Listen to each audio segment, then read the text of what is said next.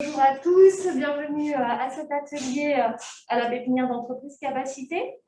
Donc aujourd'hui, ce sera sur le modèle économique. Il va être animé par Paul Laforgue de la société FID Aquitaine. Donc il va durer à peu près 2 heures. Il est enregistré en visioconférence et il sera retransmis sur notre chaîne YouTube. Voilà. Donc pour me présenter, je suis Aurélie Briand, je fais partie de la pépinière d'entreprise Capacité du Grand Périgueux. On a été créé en 2009 pour aider à la création d'entreprises. Donc, c'est une structure qui permet d'héberger les jeunes entreprises, de les accompagner pendant les 3 premières années d'activité et également d'avoir certains services partagés et mutualisés au sein de la pépinière. Donc, voilà. Donc, je vais laisser la parole à M. Laforgue et puis après, on fera un petit tour de table rapide pour que chacun puisse se présenter. Donc Paul Laforgue, moi je travaille pour le cabinet FID Aquitaine. FID Aquitaine, à la base, son cœur de métier et l'historique, c'est l'expertise comptable. C'est un cabinet d'experts comptables. Au cours de son développement, on a aggloméré autour de cette compétence d'expertise comptable plusieurs services, plusieurs pôles de compétences pour offrir une palette de services globale aux entrepreneurs et qui en sont utiles tout au long de leur vie, création et développement, voire même cession. Donc on a un pôle d'expertise comptable. On a également un pôle juridique en droit des sociétés qui va s'occuper de tout ce qui va être création, constitution de société, ce qu'on va appeler formalités juridiques annuelles, voilà, qui sont inhérentes à la vie de toutes les sociétés. On a également un pôle paye sociale, vraiment, avec des gens spécialisés dans la gestion de la paye pour établir les bulletins de paye et le conseil social de nos clients. Et à cela, on ajoute un pôle de conseil aux entreprises dans lequel je travaille, qui lui va être dédié aux TPE, PME notamment, aux créateurs d'entreprises pour les aider à créer, à reprendre ou à développer leur entreprise. Voilà. Avec un panel de services qui va de la création de leur business plan, leur prévisionnel financier, les accompagner dans leur phase de création, notamment sur leur financement, leur recherche de financement, leur levée de fonds éventuellement. Également la réalisation d'études marketing ou d'accompagnement au business développement, donc à la stratégie commerciale ou à la stratégie marketing. Donc on est un cabinet d'environ 25 personnes, on est situé sur Bordeaux et sur Périgueux, et donc on intervient sur la Nouvelle-Aquitaine. Très bien, principalement. Donc aujourd'hui, l'objet de l'atelier, c'est le modèle économique. On va mettre le point. Alors. Vous voyez ou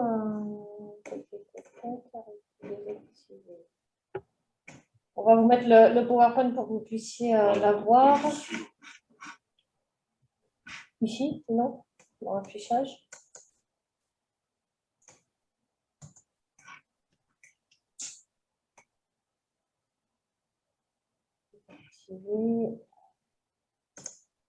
Ah ben voilà, c'est tout simple. Hop, partager. Hop, alors salut les vues. Ça va pris. Voilà, c'est parti. Ok, bon, ça marche.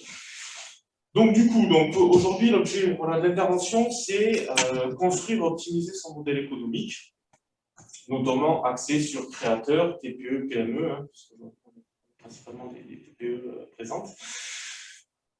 Donc, modèle économique, au final, c'est un peu un gros mot, hein, un mot qu'on on ne sait pas trop ce que ça veut dire. En fait, c'est tout simplement la mécanique de l'entreprise, la manière dont elle va délivrer de la valeur, tout simplement. Le modèle économique, ça va décrire vraiment les grands principes selon lesquels votre entreprise crée, délivre et capture de la valeur. Donc, globalement, on va faire son business, pour parler grossièrement. Donc, c'est la représentation de l'économie de l'entreprise, hein, que ce soit l'intégralité de sa chaîne de valeur, son écosystème, comment elle s'inscrit dans son écosystème et comment elle met en place la meilleure des mécaniques pour pouvoir aller capter de la valeur sur un écosystème. Voilà. Son écosystème, c'est tout son environnement.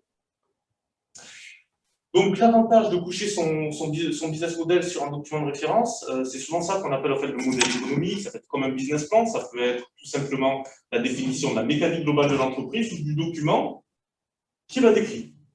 Voilà. Donc, l'avantage de pouvoir avoir un modèle économique, on va dire, couché, travaillé, c'est d'avoir la vision globale sur tous les pans et les enjeux de son entreprise, tout simplement, pour pouvoir derrière ajuster sa stratégie. Donc, 2 secondes. Comme on n'est pas nombreux, pour ceux qui sont en visioconférence, d'habitude, on fait des questions par écrit. Mais comme vous n'êtes pas nombreux, vous pouvez nous interrompre, ouvrir vos micros et puis prendre la parole. Voilà.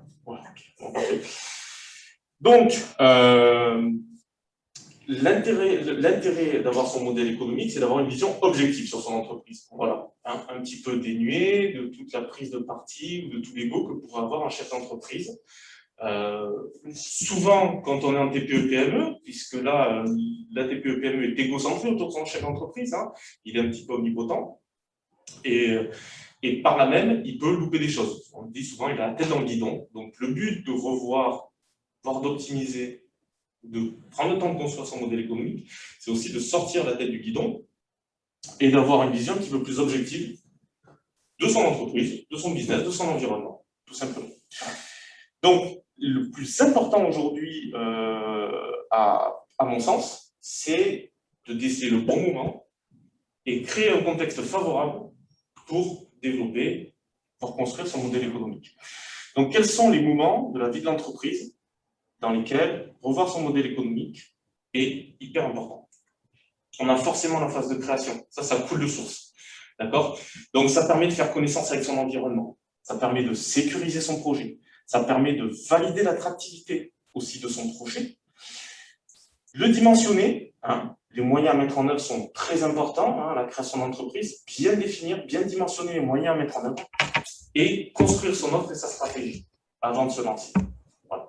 C'est un garde-fou à la création d'entreprise. On est vraiment sur construire un cadre, une structure qui va nous permettre derrière d'aller au marché de la manière la plus sécurisée possible. Le risque zéro n'existant pas, le but du jeu, c'est juste de juguler un maximum le risque, mais pas forcément d'avoir des certitudes. Ça, les certitudes, ce sera les premiers retours terrain qui vont commencer à vous les apporter. Ou non, justement. En phase de développement, c'est aussi très important. Pourquoi? Parce que quand on se développe, on est là, pour le coup, on a vraiment la tête dans le guidon, on est vraiment dans le jus, et ça permet éventuellement d'anticiper des évolutions marché qu'on n'aurait pas décelées, qu'on n'aurait pas vues, parce qu'on est pris dans le quotidien. Ça permet de conserver un certain leadership si on en a un, hein, parce que l'idée, c'est que quand on l'obtient, il faut le conserver, hein, il n'est pas acquis. Se prémunir de nouveaux entrants aussi, également. Ça peut être une concurrence qui peut arriver, directe, voire indirecte, avec un produit similaire, avec un produit de substitution, qui peut venir et faire mal sur le marché. Donc, ça permet aussi de se tenir au courant de ce qui se fait et d'ajuster sa stratégie en conséquence. Et surtout, derrière, de valoriser son entreprise, parce que plus on va capitaliser sur son développement, plus on va l'aider à se développer encore plus, forcément. La phase de développement, elle peut très vite conduire à une phase de stagnation, voire si on ne fait pas attention, une phase un petit peu plus descendante, parce qu'on n'aura pas fait attention à tout ce qui se passe autour de nous, on n'aurait pas pris la mesure ou les mesures qui font qu'on va conserver ce développement ou cette montée en pression. Donc la phase de stagnation dont vous parlez, celle-ci, c'est vrai qu'elle est un petit peu difficile à voir parce qu'entre la phase de développement et la phase de stagnation, il peut y avoir des fois, ça peut être un petit peu flou. Et en phase de stagnation, c'est hyper important. Pourquoi? Parce qu'on a besoin de trouver l'impulsion qui manque pour continuer un développement, hein, continuer une phase de croissance. On a besoin de passer un cap, parce que la phase de stagnation peut aussi être synonyme de rencontre d'un plafond de verre, tout simplement, qu'il faut percer, hein, qu'il faut dépasser. Ça peut permettre également d'identifier des opportunités, hein, puisqu'on peut être dans un business qui commence à s'alourdir, qui commence à être un peu mature, voire un petit peu trop plan-plan, et il va falloir trouver des opportunités de développement que ne nous offre pas aujourd'hui le marché actuel, par exemple, ou son secteur d'activité, ou son produit, ou son position. Et surtout, éviter de tomber dans une phase régressive, parce que qui dit une phase de stagnation, c'est une phase post-développement, un développement qui n'a pas su se pérenniser, et donc on rentre dans une phase où on stagne un petit peu, donc ce n'est pas forcément super bon signe, et ça peut très très vite déboucher vers une phase régressive si on n'y fait pas attention et si on ne se sort pas de cette phase de stagnation. Et la phase de régression, bien sûr, ben ça, c'est une phase où on n'est pas forcément en bonne forme, où l'entreprise ne se porte pas forcément bien sur son marché. Alors celle-là, elle est facile à identifier parce que ça ne va pas bien. Hein, on n'est pas dans un confort comme peut peut-être l'avoir la phase de stagnation, la phase de développement, hein, où on a un petit rythme de croisière. Là, pas du tout. Donc le plus important sur cette phase, c'est de se dire j'arrête de faire le pompier de service et je prends un peu de recul. Plus facile à dire qu'à faire quand même. Hein. Donc ça permet d'éviter de s'enfoncer dans la crise. Ça permet éventuellement de se restructurer. Ça peut permettre d'inverser la tendance, c'est-à-dire essayer de repartir un petit peu de l'avant. Hein. Et malheureusement, ça sert aussi à avoir une idée un peu plus claire de la pertinence à maintenir l'activité, parce que quand on est en phase de régression, il faut savoir connaître les causes, savoir si c'est rattrapable, savoir s'il y a des opportunités pour inverser les tendances, ou si des fois il vaut mieux arrêter là. Encore une fois, c'est son côté objectif pour éviter d'être encore un petit peu plus mal. Voilà. On sait que l'entreprise, notamment la PME, est fortement liée à la vie privée de son chef d'entreprise. Donc, qui dit problème de l'entreprise dit aussi problème du chef d'entreprise. Donc, à des moments de régression, effectivement, se poser, revoir son modèle économique permet de voir s'il y a des choses à faire, quelles sont-elles, ou savoir si, malheureusement, il ne faut pas arrêter les frais à ce moment-là, sachant que, bon, voilà, ça c'est le cas extrême, hein, bien sûr, bon, on a vu toutes les phases. C'est ça qui va vraiment permettre de déterminer s'il y a moyen de s'en sortir ou non. Voilà, ça c'est aussi un des sujets, hein, ça tient en on va pas voir parce qu'on a un petit... Voilà. Et donc en phase de reprise aussi, hein, voilà, c'est une phase un peu à part, la phase de reprise. On est toujours, on ne prend pas la route avec un nouveau véhicule sans avoir réglé à minima le siège, le volant et les rétros, même si vous reprenez une entreprise et que justement vous payez un prix pour avoir, entre guillemets, un outil qui fonctionne déjà, d'accord? À minima, vous êtes nouveau, vous apportez une nouvelle vision, vous êtes aussi un chef d'entreprise, donc vous allez impacter énormément, de par votre individualité, vous allez impacter énormément la nouvelle société, hein, par vos compétences, par votre personnalité qui va être différente peut-être de celle du cédant. Donc là aussi, c'est important de savoir si ce que vous reprenez, ça vous convient, quel positionnement il a sur le marché, pourquoi il marche bien, comprendre pourquoi il marche bien, comprendre pourquoi ça peut éventuellement moins bien marcher. Donc on est un petit peu à cheval entre tout ça, et c'est vraiment de se dire, voilà, je reprends quelque chose, je veux qu'il m'aille bien, je veux être à l'aise avec, et je veux surtout la comprendre. Donc là aussi, c'est important de faire le point sur son modèle économique. Donc c'est vraiment les 4 grandes phases, avec cette petite phase à côté, sur lesquelles il va être super important de faire un point, de prendre du recul. Alors, il n'y a pas de vérité. On n'est pas sur de la vérité, on n'est pas sur... il n'y a pas de... C'est pas un côté scolaire. Donc souvent, ce que j'ai comme question, c'est oui, mais alors, à quelle fréquence? Il n'y a pas de fréquence. C'est justement ça, la stratégie d'entreprise. Elle doit être présente, mais elle ne doit pas être bloquante, elle doit pas être plus structurante qu'elle ne doit l'être. Donc c'est à vous, en tant que chef d'entreprise, de déceler quand est-ce qu'il est bon de faire ce travail-là. Évidemment, c'est à vous de déceler à quelle phase vous en êtes et est-ce qu'il y a un besoin. Évidemment, il y a des phases sur lesquelles il va être moins urgent que d'autres de revoir, moins fréquent que d'autres, de revoir son modèle économique. Hein. La phase de régression, on peut dire que c'est une certaine urgence. La phase de développement, un petit peu moins. On est plus à y penser, à y réfléchir. Phase de régression, il faut vraiment s'y poser dessus, se dire qu'est-ce qui ne va pas. Voilà. La phase de création, c'est important. Ça coule peut-être de source, mais vous verrez ce qu'est le modèle économique.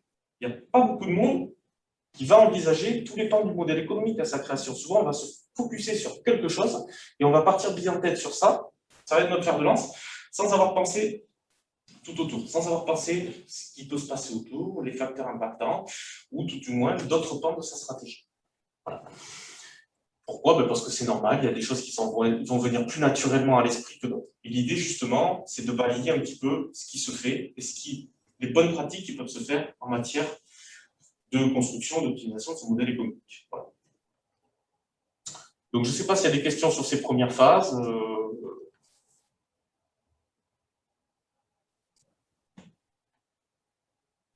Donc, ça, c'est le côté, bon, ben voilà, quand est-ce que ça va être utile de repasser au modèle économique. Maintenant, ce qui est très important pour moi, au-delà même de tous les outils, au-delà même de tout ce qu'on peut vous en décider là, c'est préparer le terrain, c'est avoir un terrain favorable à repenser son modèle économique. Pourquoi? Parce que je vous l'ai dit, ma stratégie d'entreprise dans une TPE-PME, elle est vraiment focus sur le chef d'entreprise. Il y a l'ego du chef d'entreprise et donc une absolue nécessité d'avoir, on va dire, d'amener de l'objectivité, d'amener de la remise en question. Sans ça, c'est même pas la peine d'utiliser des outils, c'est même pas la peine de commencer à penser quelque chose. C'est vraiment une remise en question totale. Donc c'est pour ça que je dis toute chose, repenser son modèle économique de manière efficace, ça implique systématiquement de le faire dans un contexte favorable, sinon ça va pas marcher. Et il faut réunir plusieurs conditions qui, pour moi, sont complètement nécessaires. Une prise de recul sur son activité. Pourquoi? On le dit, hein, lever la tête du guidon, mesurer l'importance de freiner pour mieux accélérer. Hein, c'est la métaphore. Hein, on se dit, bon, ok, on va peut-être pas partir bien en tête, on peut aussi ralentir un petit peu pour s'assurer que derrière, on puisse se développer, on va dire, avec un cadre structurant, avec quelque chose de pérenne et d'efficace. Plutôt que de faire des allers-retours au marché en espérant éventuellement à chaque fois avoir des réponses ou pas à ces questions. Au mieux avoir un premier cadre, un bon cadre, y aller, faire des tests de terrain et derrière en tirer les conclusions. Donc un regard critique assumé, ça c'est super important parce que c'est accepter le fait que l'on n'a pas forcément tout fait comme il fallait, même quand ça marche, C'est-à-dire qu'on peut avoir une phase de création notamment où, entre guillemets, tout nous sourit, tout paraît nous sourire, mais qui n'est finalement qu'un faux positif. Pourquoi? Parce qu'on a lancé une activité, on est allé directement aux opportunités que l'on avait déjà avant de la lancer, je ne sais pas, des connaissances, un petit réseau, où on a tout de suite exposé notre offre et de par notre relationnel, ça a plutôt marché, mais qui n'est pas une vérité toujours du marché. Elle a marché parce qu'il y avait un relationnel, parce qu'il y avait une confiance, parce qu'il y avait déjà eu des gens qui travaillaient. Et donc, on peut se reposer sur ça sans pour autant avoir une offre qui est adaptée au marché. Donc, c'est vrai qu'il faut se dire, OK, j'entends souvent, je suis un porteur de projet, on me dit, tout le monde trouve ça génial ce que je fais, ils sont prêts à venir, oui, mais on ne fait pas marcher un business avec ses amis et sa famille. Ou alors, on est une grande famille, on a beaucoup d'amis. Auquel cas, ça, c'est peut-être une situation particulière, mais je ne l'ai pas encore trop rencontré, bizarrement. Donc, le but du jeu, c'est de se dire, je veux au client, je ne me fais pas plaisir. Voilà, je ne me fais pas plaisir avec mon offre, je ne me fais pas plaisir avec mon projet, il faut qu'il marche. Son but, c'est de créer de la richesse, de délivrer de la valeur. Donc, je dois absolument vraiment avoir un regard critique. Voilà, un projet, certes, c'est un bébé, mais c'est pas le plus beau du monde. C'est pas, il va après, oui, c'est ça, c'est malheureusement. C'est comme ça. C'est pas le plus beau du monde. Il va pas marcher à coup sûr. C'est pas parce que aujourd'hui ou hier on m'a tapé 2-3 fois derrière le dos en me disant que c'est bien que ça va forcément marcher. Il faut vraiment avoir ce regard global sur le marché. Donc c'est pour ça que c'est important de se remettre en question et de se dire bon ben on part du principe que j'ai pas fait comme il fallait. Voyons voir comment on peut faire. C'est ça. L'état d'esprit, c'est ça finalement. Et si finalement après le checking de tout, on s'aperçoit que c'était bien, bon mais tant mieux. Mais au moins on a des certitudes. On a un peu plus de certitude. Plutôt qu'une intime conviction. Hein. C'est beaucoup mieux. S'entourer de tiers. Donc ça, c'est aussi très important parce que l'objectivité, on aura beau dire tout ce qu'on veut, on ne l'aura pas complètement. Hein. C'est pas possible. Donc c'est important d'accepter le rapport d'un regard extérieur. Plus objectif, qui fera office d'un troisième œil. Voilà. D'un regard sur le projet un petit peu plus clair, un petit peu plus tempéré, qui va avoir un petit peu plus de sang-froid par rapport à tout ça, un petit peu moins sentimental par rapport à votre projet. Donc ça peut être la famille, ça peut être un spécialiste, ça peut être un futur partenaire. Il faut exposer son projet. Il faut exposer son projet pour savoir ce que les gens en pensent vraiment, savoir ce qu'ils vous disent, prendre des critiques, des fois elles sont pas justifiées, elles sont pas forcément bonnes à prendre, mais il faut les prendre pour savoir justement, c'est ça, on se confronte, c'est exactement ça, on se confronte pour savoir, pour se donner aussi un peu plus de certitude. Si on est capable de répondre aux objections, si on est capable soi-même d'avoir avoir un argumentaire qui va à l'encontre de ce qu'on peut nous opposer comme objection, c'est déjà, on est un petit peu plus sûr de son projet. Et être prêt à solliciter ses équipes. Alors, c'est impliquer son personnel quand on en a ou quand on va en avoir, hein, ou quand on en a déjà dans le cadre de PME qui se développent. C'est hyper important alors, à différents niveaux, hein, impliquer son personnel, parce qu'on ne peut pas forcément, dans tous les métiers, tout dire à son personnel. d'accord? Mais dans une PME, quand même, il y a une relation qui est de proximité extrême. Et c'est bien aussi de confronter son regard à une vision terrain ou technique, qui complète une vision managériale. On peut souvent avoir un chef d'entreprise qui a les deux. Il est souvent technique, il est souvent sur le terrain, parce qu'il n'a pas des staffs énormes dans les PME, des TPE, mais il a toujours cette mesure de dire « moi, je fais comme ça ». Moi, je fais comme ça. Et il faut être sûr que son modèle économique marche aussi parce que le modèle économique est bon, et pas seulement parce que c'est le chef d'entreprise en face qui fait tout. D'accord? Il faut qu'il soit duplicable. Un modèle économique, normalement, le chef d'entreprise peut être un excellent vendeur, et il peut critiquer ses commerciaux. Il faut être sûr que ce qu'il vend, il ne le vend pas parce que c'est lui qui est un exceptionnel vendeur, ou parce que c'est son bébé, parce qu'il est en relationnel ou autre. Non, il faut être sûr que ça soit applicable aussi à ses commerciaux. Que ça soit le bon prix, que ça soit un bon positionnement, que le produit corresponde et autres. Il y a encore cette vision biaisée du chef d'entreprise qui fait tout, et donc qui peut, parce que lui, ça marche, encore une fois, quand je dis ça marche, c'est vraiment en prenant des guillemets, il pourrait en déduire que ça devrait marcher pour tout le monde, ce qui n'est pas forcément le cas, justement. Donc, il faut faire très attention. Ça, on le voit dans des projets, par exemple, qui veulent après, soit des projets de reprise, où finalement, on s'aperçoit que la boîte marchait parce qu'il y avait monsieur un tel en face, et qui était omnipotent, et que sans lui, la boîte perd les trois quarts de sa valeur. On le voit aussi dans des projets qui veulent se développer, par exemple, en franchise. On le voit, on dit, bah, moi, j'ai mon concept qui marche. Et puis, quand on nous dit ça, quand on regarde un peu ça, on dit, ouais, il marche, c'est pas le concept qui marche chez vous. Vous êtes un excellent commerçant.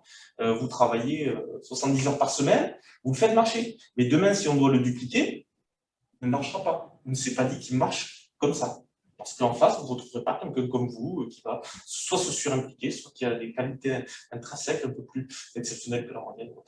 Donc, il faut vraiment, le modèle économique doit un petit peu aussi se détacher de son chef d'entreprise pour avoir un outil qui marche, on va dire. Alors, bien sûr, il marchera toujours mieux avec la personne, si la personne est compétente derrière, mais il doit marcher pour tout le monde. Il doit marcher pour tout le monde. Il doit donner sa chance à tout le monde. L'exceptionnalité du chef d'entreprise ne doit pas masquer, on va dire, d'éventuels des errements du modèle économique. Voilà. C'est surtout ça qui doit, et ça ne marchera que mieux. Parce que si derrière, en plus de ça, il y a un modèle optimisé, ses compétences fera que ça marchera encore mieux. Donc ça, c'est super important. C'est super important dans la TPE notamment, la PME encore, même si plus on va dans les plus grosses PME, plus on va avoir du staff autour du chef d'entreprise, et moins il va avoir cette omnipotence. Mais pour qu'il en arrive là, il aura fallu un bon modèle économique. Donc, maîtriser son environnement, ça pour moi, c'est le deuxième point hyper important. Un peu moins quand même, hein, un peu moins, parce que la maîtrise de l'environnement, si vous n'avez pas préparé le terrain et si vous n'êtes pas mis dans cet état d'esprit, elle ne se fera pas bien. Elle se fera pas bien. Donc, c'est pour ça que je mets toujours cette préparation de terrain ou cet état d'esprit adopté en premier, c'est parce que c'est vraiment ça qui est le plus important. Aujourd'hui, on ne va pas faire des chefs d'entreprise, non seulement des bons vendeurs, des bons managers, des bons gestionnaires, et si en plus il faut en faire des bons stratèges ou des bons consultants en stratégie d'entreprise, c'est pas ça. Le but, c'est de donner des clés, leur faire comprendre les enjeux, et pour qu'ils puissent apprendre un petit peu mieux, voilà, cette grande stratégie d'entreprise, leur modèle économique. C'est vraiment ça. Et en donnant des techniques. Et plus la personne va être dans cette phase-là de préparation du terrain, et plus elle aura mis là, les quatre grands piliers en place, plus ça va être facile pour la suite, plus elle va avoir les idées claires. Un modèle économique, c'est de la logique, c'est avoir les idées claires et y apposer un petit peu de logique, tout simplement. Maîtriser son environnement. Donc, la maîtrise de l'environnement, aujourd'hui, elle est super importante, notamment pour les TPE, PME. On sait qu'elles auront toujours moins de moyens financiers que des grands groupes qui peuvent jouer sur le même marché qu'eux, sur des marchés différents. Mais il y a une chose qu'elle peut avoir, à besoins égaux, à toutes choses égales par ailleurs, comme certains aiment bien dire, c'est de l'information. Elle va forcément avoir peut-être besoin de moins d'informations très spécifiques que des grands groupes, mais elle va avoir besoin d'informations quand même. Ça s'appelle intelligence économique. Donc, encore un gros mot, c'est tout simplement maîtriser l'information stratégique. Et l'information stratégique n'est pas non plus un gros mot. L'information stratégique, c'est l'information dont vous avez vraiment besoin. C'est tout simplement ça.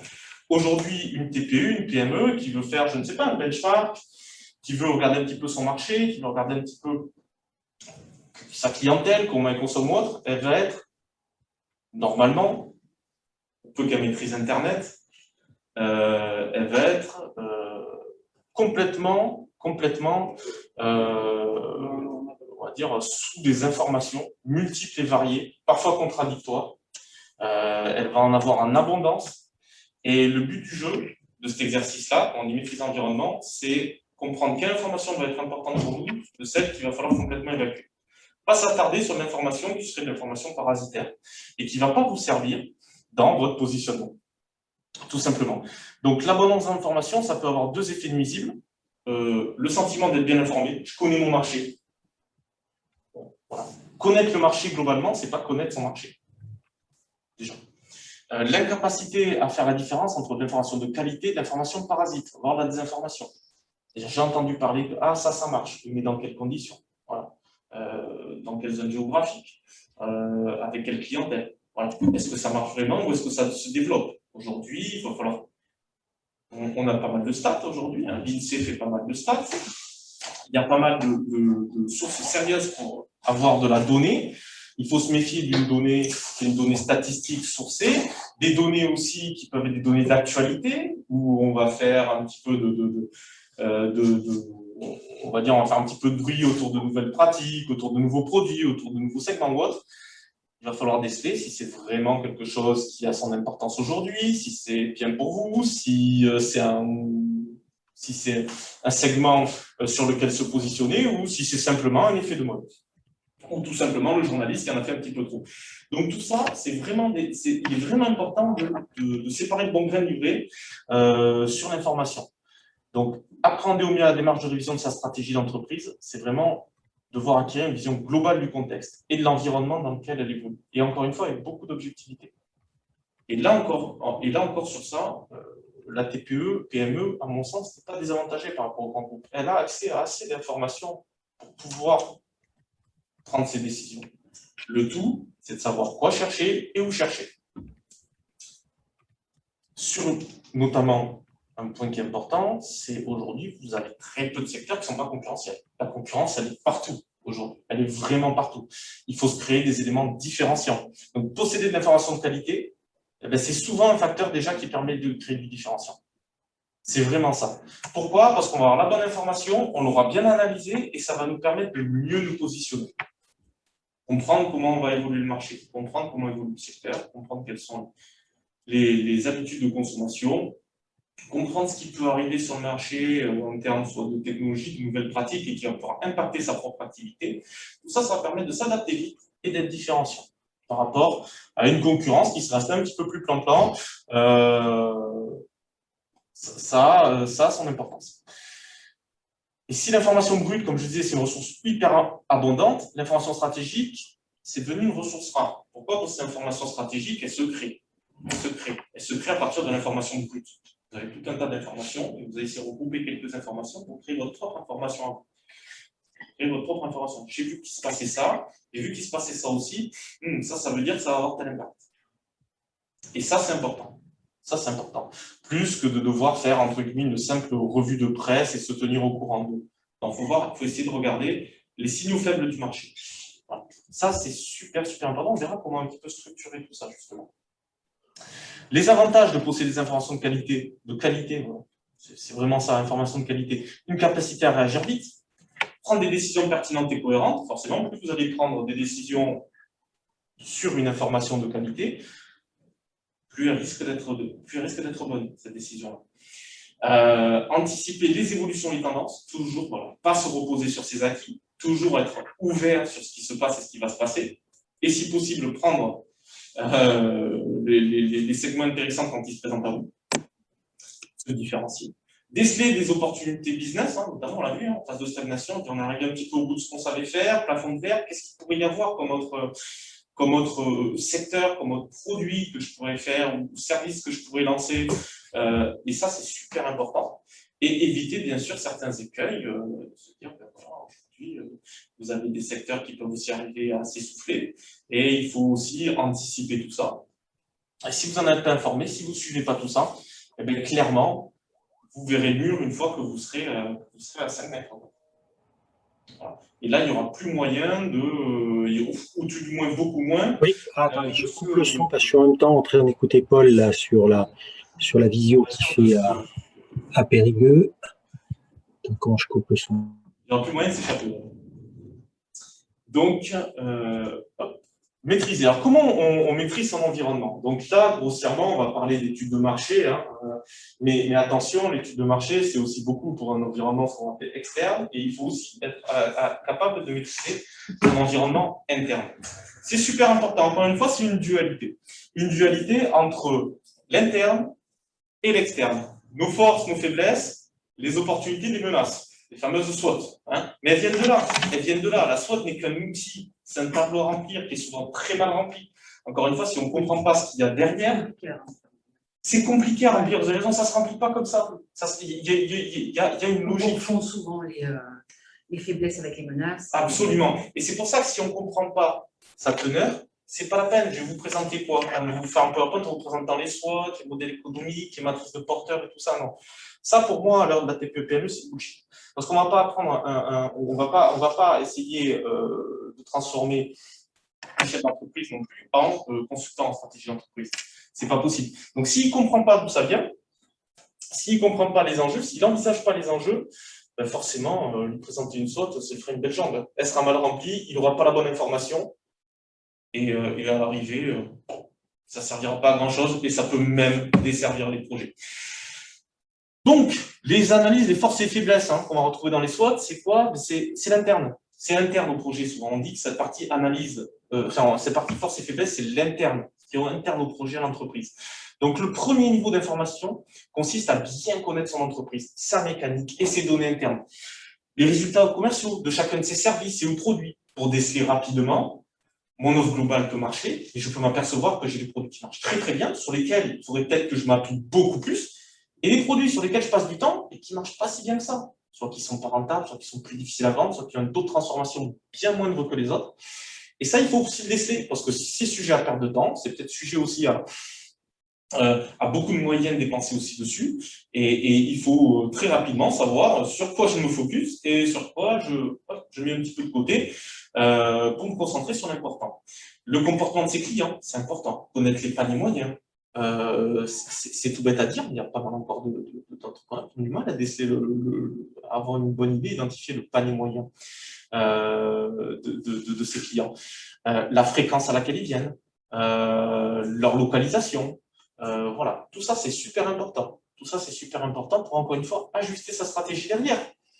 Je dis une bêtise, mais un artisan qui fait ses chantiers à la volée comme ça, parce qu'il a de la demande, parce qu'il a de la recommandation et autres.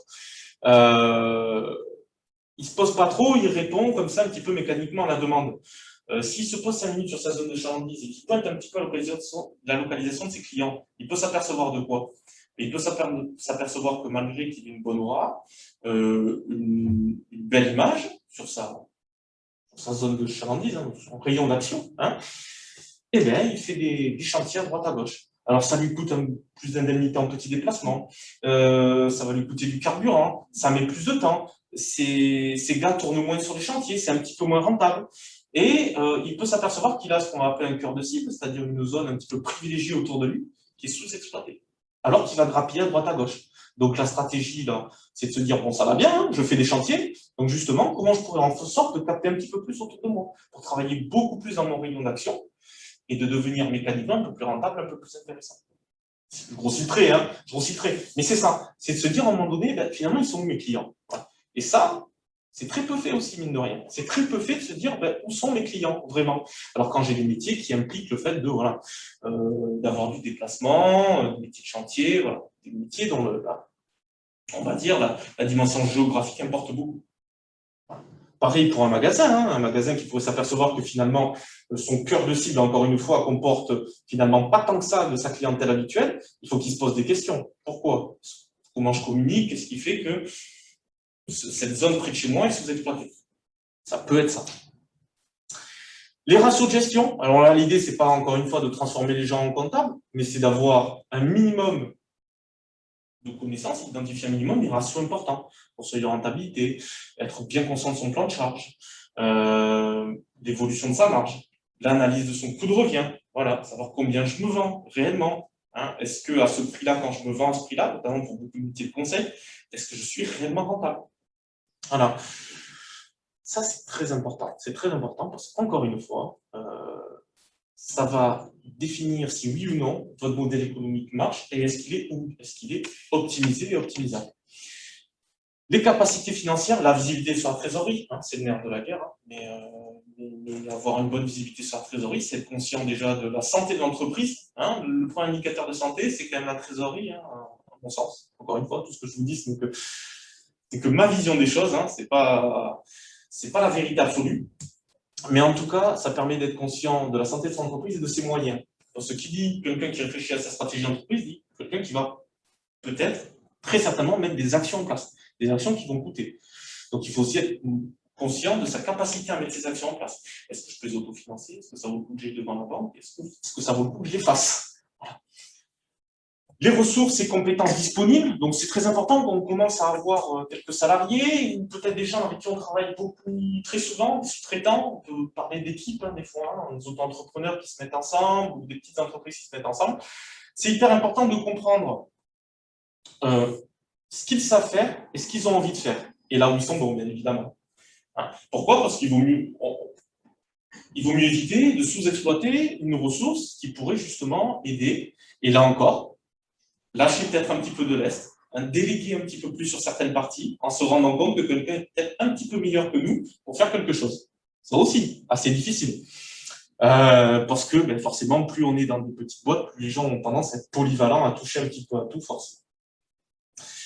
Et après, par exemple, le degré de dépendance aux fournisseurs. Demain, vous avez des fournisseurs. Quelle est votre marge de négociation? Est-ce que vous avez les bons fournisseurs? Est-ce que vous pouvez en changer? Est-ce que si vous en changez, vous gagnez en qualité? Est-ce que vous gagnez en marge? Ça, c'est aussi assez important de se dire, voilà, les fournisseurs, c'est un élément de l'écosystème comme un autre, et c'est un moyen pour moi, soit de gagner un peu plus d'argent, soit de faire monter mon offre en qualité. Donc, c'est peut-être pas ultra exhaustif, mais vous avez les principaux éléments internes à analyser pour pouvoir prendre conscience de vos forces et vos faiblesses. Là, normalement, si vous faites le checking de tout ça, vous savez où vous êtes bon et vous savez où vous êtes un petit peu moins bon. Le second niveau, c'est une étude de l'environnement marché d'entreprise. Voilà, on va parler de son environnement, marché, voilà, étude de marché, voilà. Tout ce grand ensemble, en fait. C'est tout simplement le secteur, le territoire sur lequel votre entreprise va évoluer. Secteur d'activité et territoire. Alors, la structure de son secteur d'activité, c'est encore une fois, tout est important, mais c'est vrai que comprendre comment est structuré son secteur d'activité, ça permet aussi derrière de s'ajuster, de comprendre où est sa place. Quel est votre positionnement? Quelle est votre place dans ce secteur-là? Avec quelles armes je peux jouer? Ça, c'est une des... voilà, se positionner, savoir où on est. Ça coule de source, encore une fois, mais c'est pas souvent fait. L'évolution et les tendances de son marché, donc ça, c'est des choses que les gens, en général, maîtrisent un petit peu mieux. Hein. Les gens sont un peu plus au fait, hein. Ils s'intéressent quand même au marché. Comme je disais, il y a beaucoup d'informations qui peuvent leur être données hein, maintenant sur plein de choses. Hein. Pépinière, donc il y a des webinaires, vous avez beaucoup d'informations, vous avez des revues spécialisées, vous avez Internet, il y a beaucoup d'informations, donc ça, mais encore une fois, il faut les comprendre en fonction de ce qui vous intéresse.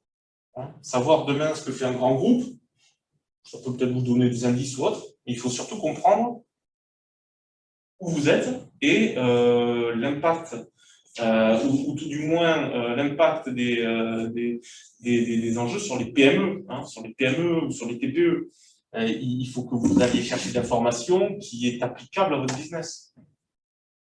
Vouloir vous comparer à un très gros du secteur, c'est peut-être pas la bonne chose. Vouloir essayer de faire les mêmes choses que les très gros du secteur, c'est pas non plus la bonne solution. Je n'ai pas dit que c'était forcément la mauvaise, et dans bien des cas, c'est pas forcément la bonne.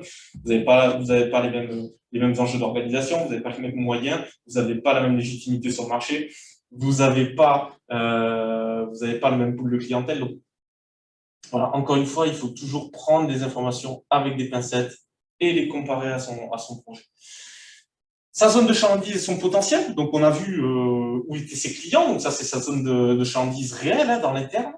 Et là, il y a la zone de chalandise théorique, potentielle, c'est-à-dire, bon, globalement, jusqu'où je rayonne, où sont présents mes clients, et pourquoi j'en ai pas plus dans ces zones-là, par exemple. Donc, c'est savoir aussi quelle va être sa zone de chalandise et quel va être le potentiel que vous allez pouvoir tirer de cette zone de chalandise.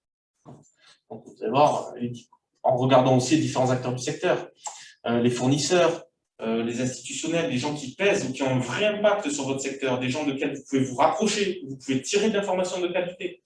Ça aussi, on est dans la structuration d'un certain écosystème de son entreprise en se disant que demain, j'ai des gens sur lesquels, ou des structures sur lesquelles je peux m'appuyer, ou c'est des gens qui ont un gros impact sur le secteur, qui font le secteur, qui font le business, qui font la communication autour de ça, et desquels peut-être il est intéressant que je me rapproche.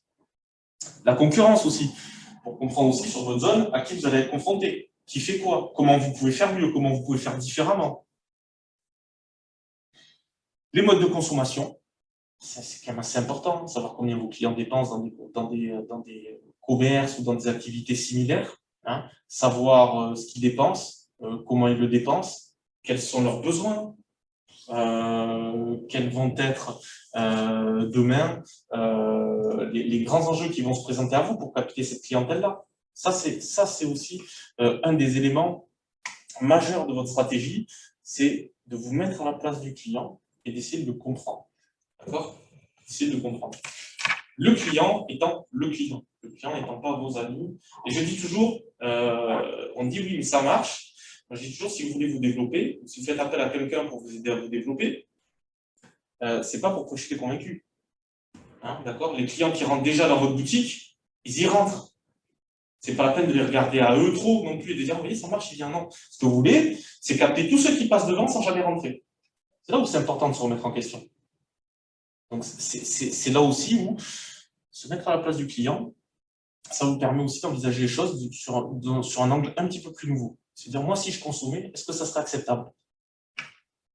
Le cadre légal, il peut influer sur pas mal d'activités. Hein. Il y a pas mal d'activités dont le contexte réglementaire peut être un facteur très impactant. Et bien sûr, bien évidemment, les évolutions technologiques. Donc, celles-là, on y est soumis en général, hein, on les maîtrise pas trop, à part quand on est une société qui peut elle-même produire la solution technologique, hein, ou produire ses évolutions de la technologie, sinon on y est un petit peu soumis. On l'a vu avec les capacités des entreprises ou non à se mettre en télétravail, à utiliser cette technologie-là pour continuer à pérenniser leur business, continuer à maintenir une organisation efficace. Ça peut l'être. Ça peut être le digital, effectivement, depuis ces dernières années, qui impacte fortement beaucoup d'activités, hein, que ce soit le commerce, même la restauration ou autre.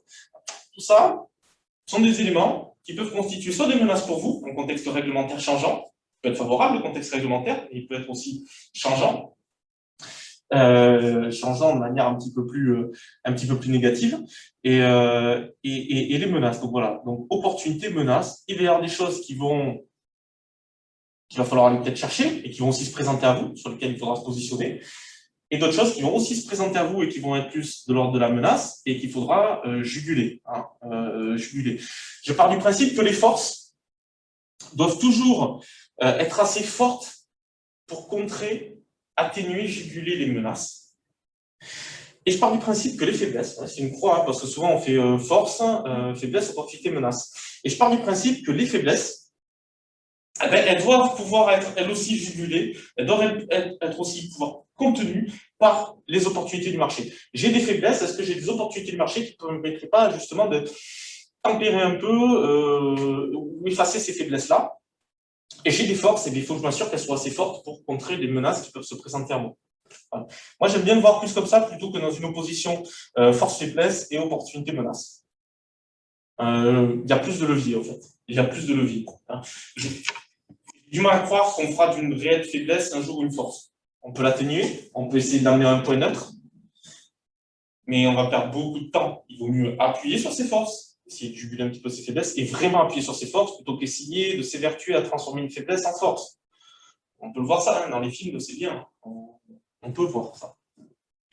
Mais c'est à la marge, encore une fois, c'est pas la réalité du terrain. Donc voilà, en fait, finalement, moi, comment je préfère présenter une SWOT. Voilà, je préfère que les gens derrière la SWOT, avant même de faire leurs 4 petits carrés et de mettre les choses dedans, ils aient ça en tête. Voilà. C'est beaucoup plus important que l'outil. J'arrive plus à passer. L'outil en lui-même, voilà, on doit considérer ça comme un outil. L'important, c'est la personne qui est derrière. Vous aurez beau avoir un super marteau, si vous le tenez par la tête, ça va être compliqué, quoi. Ça va être compliqué. Voilà. Donc, je ne sais pas comment on est, je vais accélérer un petit peu, non, ça va, on est pas mal. On est pas mal. Donc, pour récupérer ces informations, et notamment les informations internes, on va faire appel à un outil. Il doit rester un outil. C'est l'étude de marché qui va vous aider à prendre les bonnes décisions. Ou tout du moins, c'est vraiment sa vocation. Vous aider à prendre la bonne décision. Donc, c'est le moyen le plus efficace pour récolter des informations externes, c'est l'étude de marché. Pourquoi? Parce qu'on se met en mode, je récupère de l'information et je la traite. On n'est pas à la volée. Quand on se met dans un contexte de se dire, je vais essayer de faire mon étude de marché, je me consacre à ça. Donc, je ne récupère pas quelques signaux du marché, je ne récupère pas quelques informations comme ça à la volée, je n'en fais pas non plus à la volée. Donc, je me positionne, je me mets dans un contexte, encore une fois, le contexte est important, et je récupère de l'information et après, je vois ce que j'en fais. Donc, moi, j'insiste sur le fait que l'étude de marché, aujourd'hui, on dit étude de marché, on entend parler un petit peu à tort et à travers. Je pars du principe que ça doit rester un outil et pas une fin en soi. Elle doit servir le projet. Donc, elle doit être adaptée en fonction du timing et des questions auxquelles vous devez apporter une réponse. Le but de l'étude de marché, encore une fois, ce n'est pas de vous noyer sous une pluie d'informations. Vous allez réussir à trouver une information si vous savez quoi chercher. Donc, d'abord, avant de faire toute étude de marché, quelles questions je me pose? Quelles sont les questions que je me pose, auxquelles j'aimerais qu'on apporte une réponse. Et en fonction de ça, vous dirigez votre étude de marché. Si c'est fait étude de marché pour faire étude de marché et vous apportez un flot d'informations discontinu et un petit peu varié, j'aurais tendance à dire que ça va vous desservir. Donc c'est, encore une fois, pourquoi je dis que l'étude de marché n'est qu'un outil, parce que c'est l'analyse, l'interprétation des données qui seront recueillies, qui apportera une réelle valeur ajoutée à votre projet. Il n'y a que ça. C'est l'interprétation. Sur un même jeu de données, vous allez pouvoir avoir une interprétation plus ou moins fine de la situation, plus ou moins fine de ces informations, et donc de le projeter sur votre stratégie de manière plus ou moins adéquate, plus ou moins pertinente. Donc l'enjeu majeur, ce n'est pas l'étude de marché en elle-même, mais son interprétation. Voilà. C'est vraiment ça qu'on doit retenir. Et des fois, il vaut mieux une étude de marché un petit peu moins exhaustive, mais avec derrière un effort sur l'analyse des données, plutôt que l'inverse, hein, clairement. Voilà, donc en fonction, bien sûr, de l'avancement de votre projet et des fameuses questions que vous vous posez, vous allez avoir plusieurs types d'études de marché. L'étude de marché, c'est un grand fourre-tout dans lequel on met plein d'outils. C'est une boîte à outils, l'étude de marché. Et dans la boîte à outils, vous allez retrouver des marteaux, vous allez retrouver des tournevis. Mais dans l'étude de marché, c'est pareil. L'étude de marché, c'est une boîte à outils. Maintenant, il faut savoir de quel outil se servir au bon moment. Vous avez l'étude sectorielle. On rejoint cette idée-là de comprendre la structure de son secteur d'activité, éventuellement les tendances, comprendre qui sont les grands acteurs.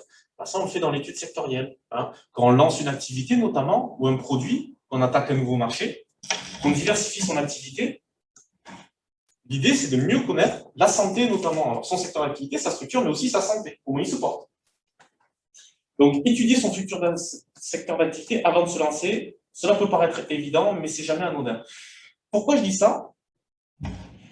Parce qu'on peut rencontrer pas mal de porteurs de projets, de plus en plus, soit qui reprennent, soit qui créent, et qui ont une expérience quelconque dans ce métier-là.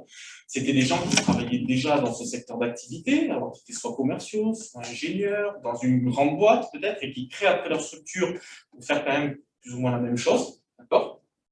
Et qui se disent bien connaître l'activité. Et ça peut être trompeur, parce que ces personnes-là pouvaient avoir une vision, encore une fois, très égocentrée sur leur champ de compétences, sur leur scope d'intervention du métier, sans en avoir les enjeux globaux.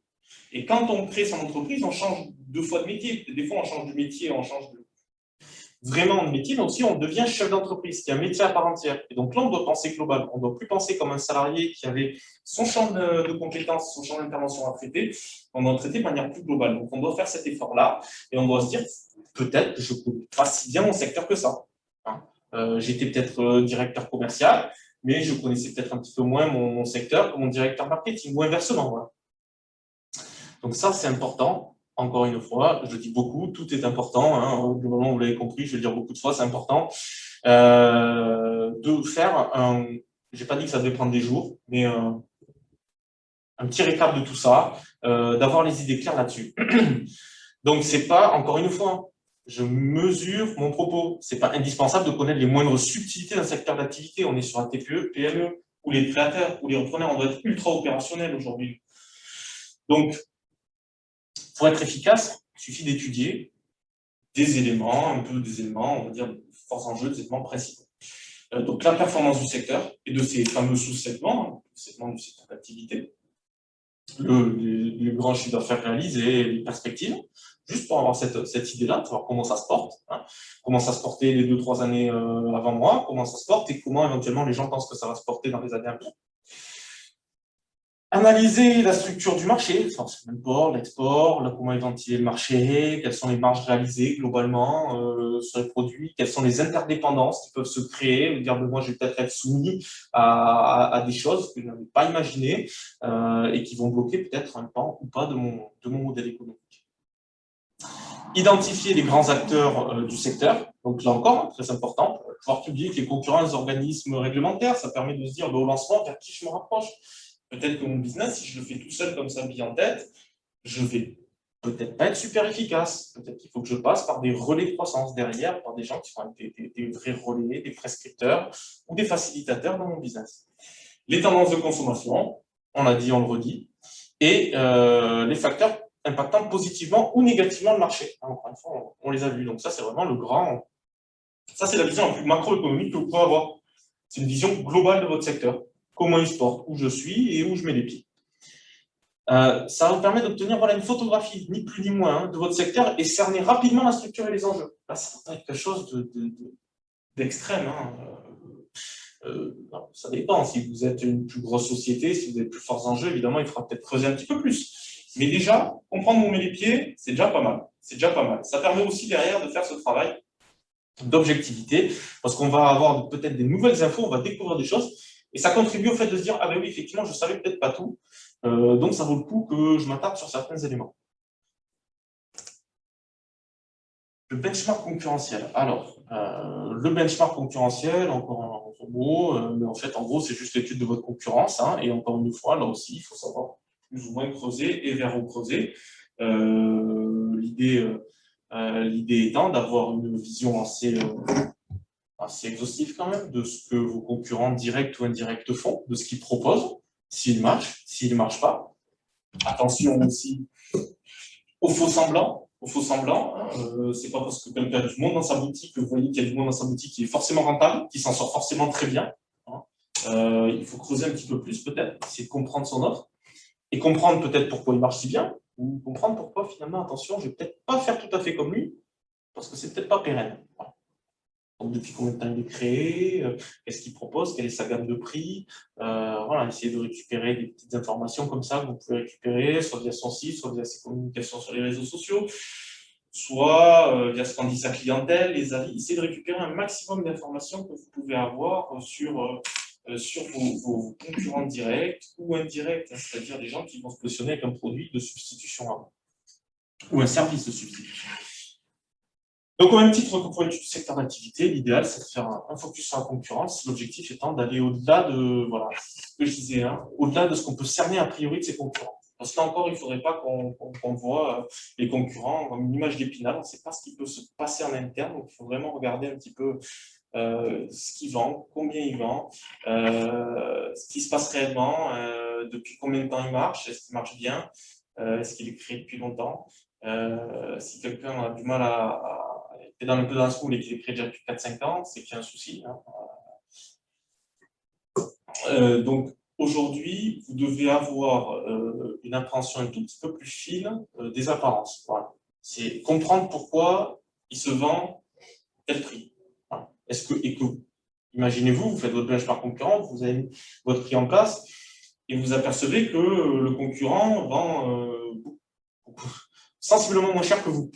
Il faut comprendre. Est-ce qu'il vend à perte et que c'est lui qui est nul dans la fixation de ses prix? Est-ce qu'il a un avantage que vous n'aurez pas décelé qui lui permet de faire ces prix-là? il peut y avoir une solution. Donc, il faut essayer d'avoir une idée un petit peu plus fine de tout ça. Il faut essayer. Ça veut dire quoi? Ça veut dire faire des allers-retours. Il vend pas cher quand même. Et a priori, je ne comprends pas pourquoi il vend pas cher. Est-ce que vous avez bien fixé votre prix?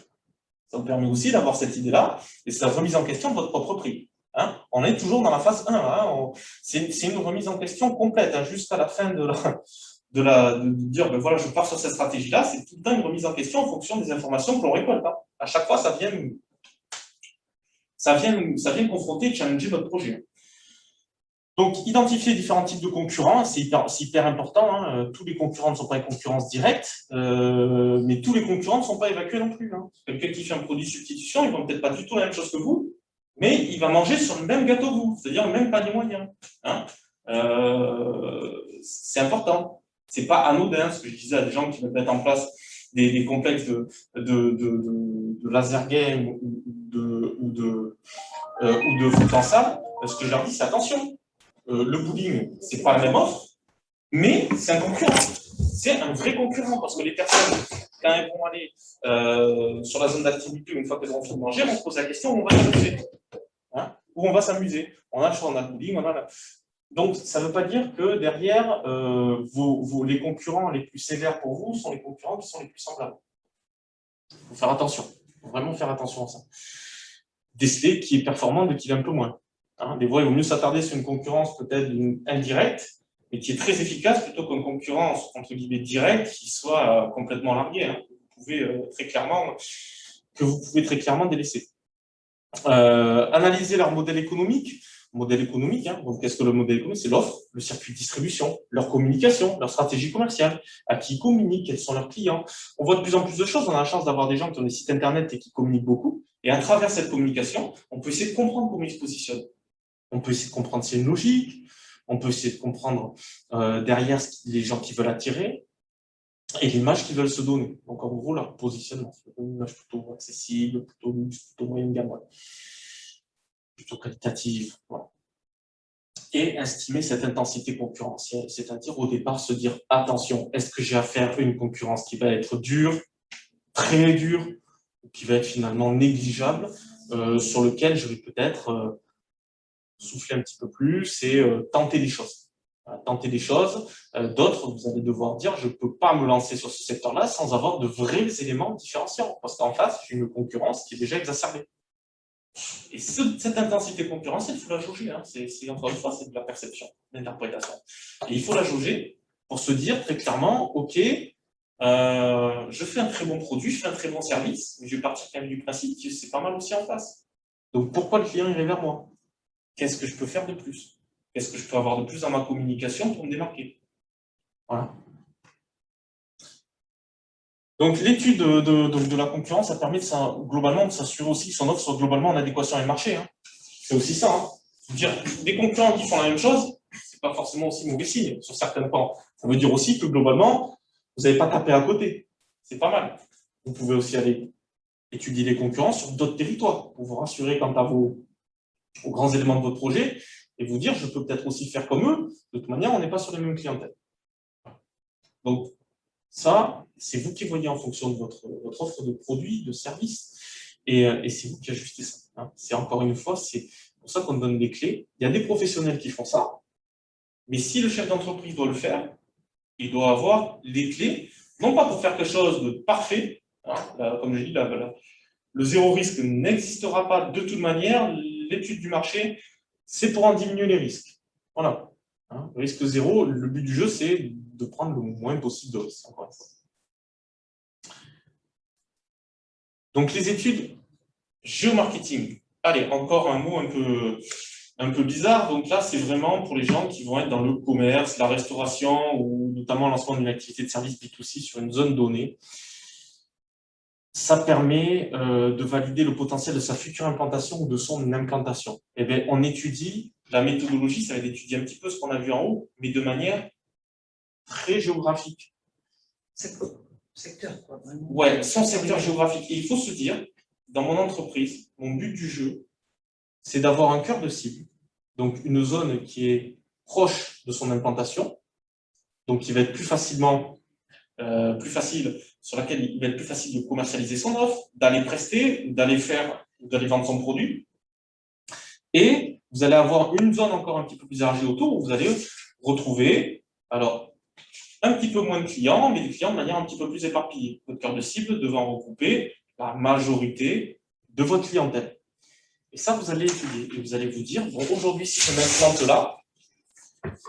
m'implante là, qu'est-ce que j'ai à disposition ici? Vous avez l'INSEE, qui est bien fait aujourd'hui, qui a de la donnée, qui vous permet de comprendre un petit peu la structure démographique, socio-démographique.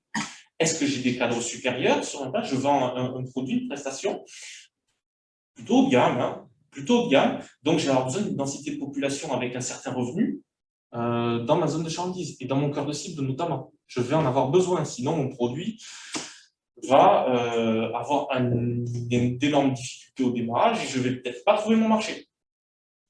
Donc, il faut étudier ça. Il faut étudier à quoi vous allez être confronté sur votre site. J'ai beaucoup d'étudiants, est-ce que j'ai une population qui sont plutôt vieillissantes, plutôt jeunes, donc avec un petit peu de dynamisme. Voilà. Est-ce que j'ai beaucoup d'entreprises sur place? Ça veut dire que j'ai peut-être beaucoup d'actifs. Ça peut être important pour un restaurant qui travaille le midi, par exemple. Donc ça ce sont des choses, voilà, globalement, qui vont vous permettre d'affiner un petit peu vos projections de chiffre d'affaires, par exemple.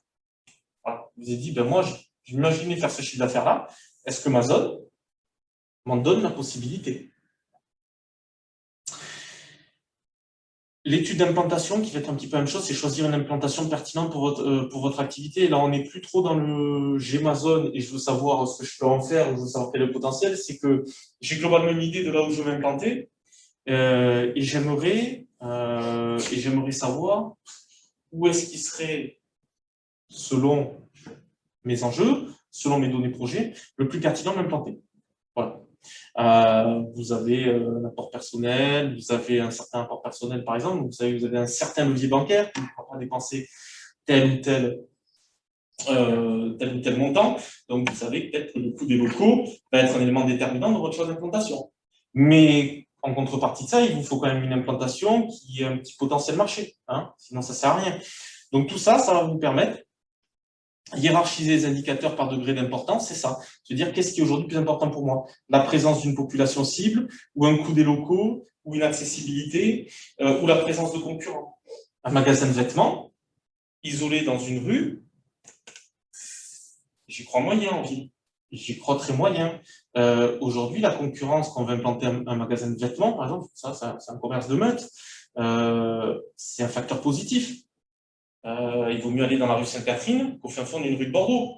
La rue Sainte-Catherine, vous allez avoir plein de vos concurrents, oui, mais les gens, c'est un point de repère. C'est les gens qui se disent, ben, on va aller faire du shopping, on va aller là où j'ai le choix, là où je suis sûr de pouvoir trouver mon bonheur.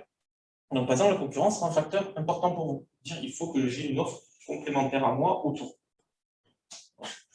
Donc tout ça, c'est important de l'identifier et d'aller le hiérarchiser et d'aller l'analyser. Donc, pour comparer les zones entre elles avec quelques indicateurs, vous dites, ben voilà, sur cette zone, c'est plutôt ça qui est à son avantage, sur cette zone, c'est plutôt là. Et avec les avantages et inconvénients, vous choisissez la zone la plus pertinente. Au lieu d'y aller au doigt mouillé et de vous dire un petit peu, moi, ça me paraît pas mal, il y a du passage. Est-ce que c'est le passage qui s'arrête? Est-ce que c'est le passage qui a l'habitude de voir ce type de commerce-là, là où il passe? Est-ce que c'est des gens, est-ce qu'ils font partie de ma clientèle cible? Il faut vraiment que quand vous choisissez votre implantation, étant donné que ça va être un facteur de réussite de votre projet énorme dans le cadre des commerces, que vous ayez au moins quelques petits éléments comparatifs en tête pour aller choisir quelque chose qui donne toutes les chances à votre projet, encore une fois. Le but, c'est pas d'ouvrir. Hein. Le but, c'est pas d'ouvrir le rideau le plus rapidement possible. Le but, c'est de le maintenir ouvert très longtemps. Voilà. Donc, même si ça prend un peu plus de temps, même si vous passez peut-être après, vous auriez décelé comme une opportunité locale, parce que vous passez sous le nez, parce que vous n'avez pas eu le temps de bien tout étudier, c'est pas grave. C'est pas grave. Il vaut mieux assurer avec ces choses-là. Donc, c'est surtout le choix des indicateurs. Encore une fois, c'est là un petit travail à faire pour se dire quelles sont les informations qui sont importantes pour moi. Est-ce que la concurrence, c'est un facteur important à prendre en compte? Est-ce que la densité de CSP+, c'est un facteur important à prendre en compte? Est-ce que les revenus, c'est un facteur important? Voilà. Vous regardez quels sont les facteurs qui sont importants et vous allez voir à quoi ils correspondent en termes de chiffres. C'est surtout ça, c'est ça la réussite d'une étude comme ça. C'est de déceler les bons facteurs à étudier. Encore une fois, vous n'avez pas besoin d'avoir 10 000 facteurs.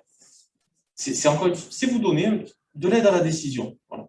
Bien sûr, il y a des professionnels, nous on fait ça de manière très structurée, hein, mais quand soit on ne peut pas y aller, soit on n'a pas envie, soit on ne fait pas confiance, soit pour multiples raisons, on n'a pas les moyens ou autres, ben, il faut quand même faire ce petit travail.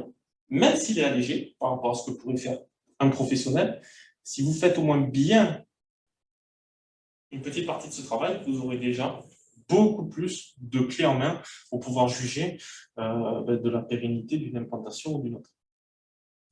Et après, on a les études terrain. Là, on reprend encore ce que je disais tout à l'heure. Oui, mais ma famille trouve ça formidable. Ah, j'ai plein de potes qui vont venir et qui vont faire ça. D'accord, très bien. Ça, c'était ta première étude quantitative terrain de chez toi ou de ton repas du dimanche. Mais maintenant, il va falloir changer ça.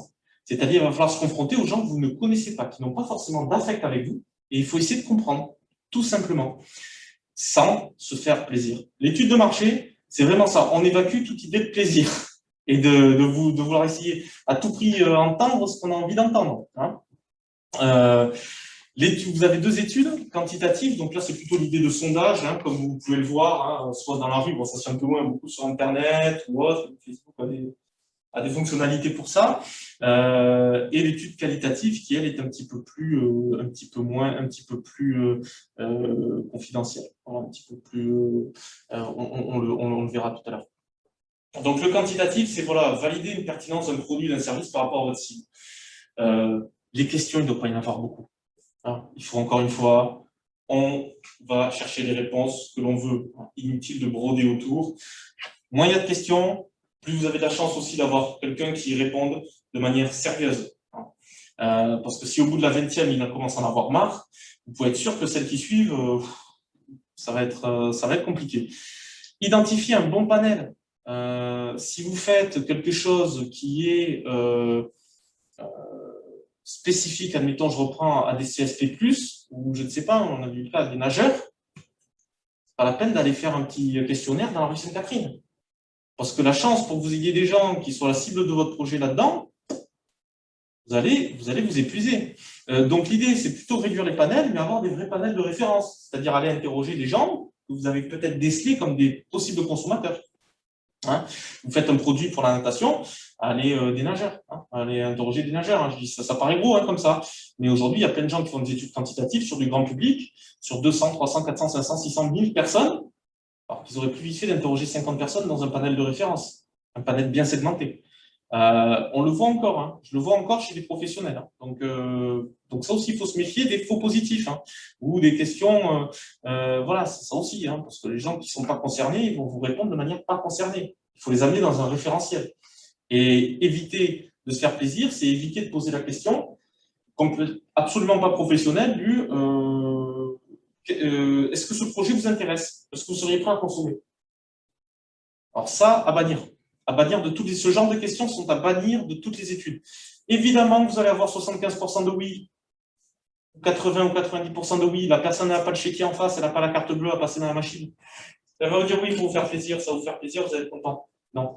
Essayez de comprendre comment elle consomme. Est-ce que ça vous irait un menu à 10 €? Non.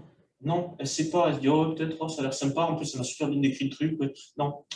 Combien consommez-vous le midi en général? Hein, quel budget consacrez-vous au restaurant ou une éventuelle à manger à l'extérieur le midi, par exemple. Voilà, ça, c'est plus intéressant. Connaître et vous le comparez avec votre offre. Ah, je suis à 10 €, il consomme 8. Et c'est le 10e qui me dit ça. Peut-être qu'il faudrait que je rajoute mon offre, ou alors peut-être qu'il faudrait que je communique vraiment sur le fait que je suis très, très qualitatif. Voilà. Donc ça, c'est important. C'est connaître votre cible. Pas essayer de leur faire rentrer le projet aux chausse-pieds. Hein. Pour ça, vous allez avoir que des bonnes réponses et à chaque fois qu'on fait des études de marché, on voit que des bons résultats. Oui, mais c'est aussi parce que les questions, elles sont nulles. Elles sont nulles. Donc, on fait attention à qui on pose des questions et on fait attention aux questions qu'on pose. Il vaut mieux connaître sa cible plutôt qu'essayer de leur faire connaître le projet. Faire connaître le projet, vous faites de la communication pour ça. Essayez de comprendre votre cible.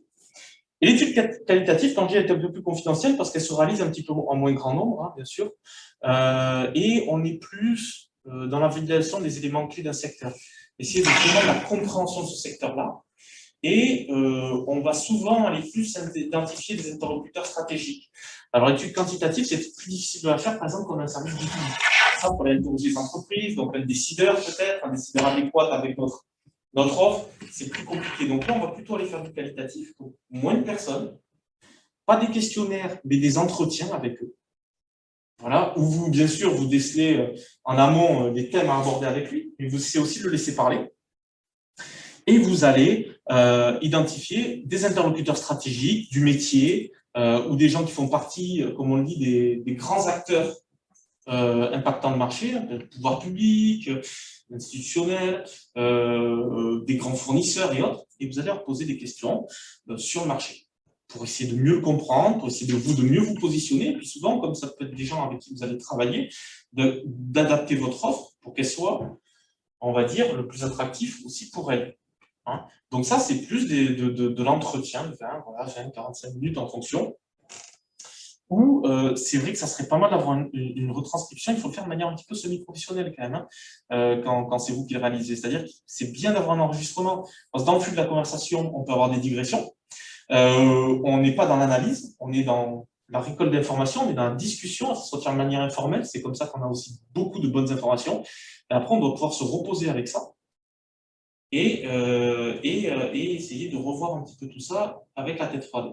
C'est pour ça que je vous dis que c'est vraiment une méthodologie, parce que c'est pas le coup d'aller taper la dispute avec quelqu'un, d'offrir un café, et puis de discuter, parce que vous avez passé à côté autre chose. Non, il faut le faire de manière un petit peu plus professionnalisée. L'accord de tout le monde, bien sûr, mais si vous pouvez retranscrire, ou du moins noter, le faire de manière vraiment... C'est pour ça qu'on appelle ça un entretien. On parle d'une discussion, on est dans un entretien. Donc là, on est dans quelque chose qui apporte énormément de très, très, très bonnes informations.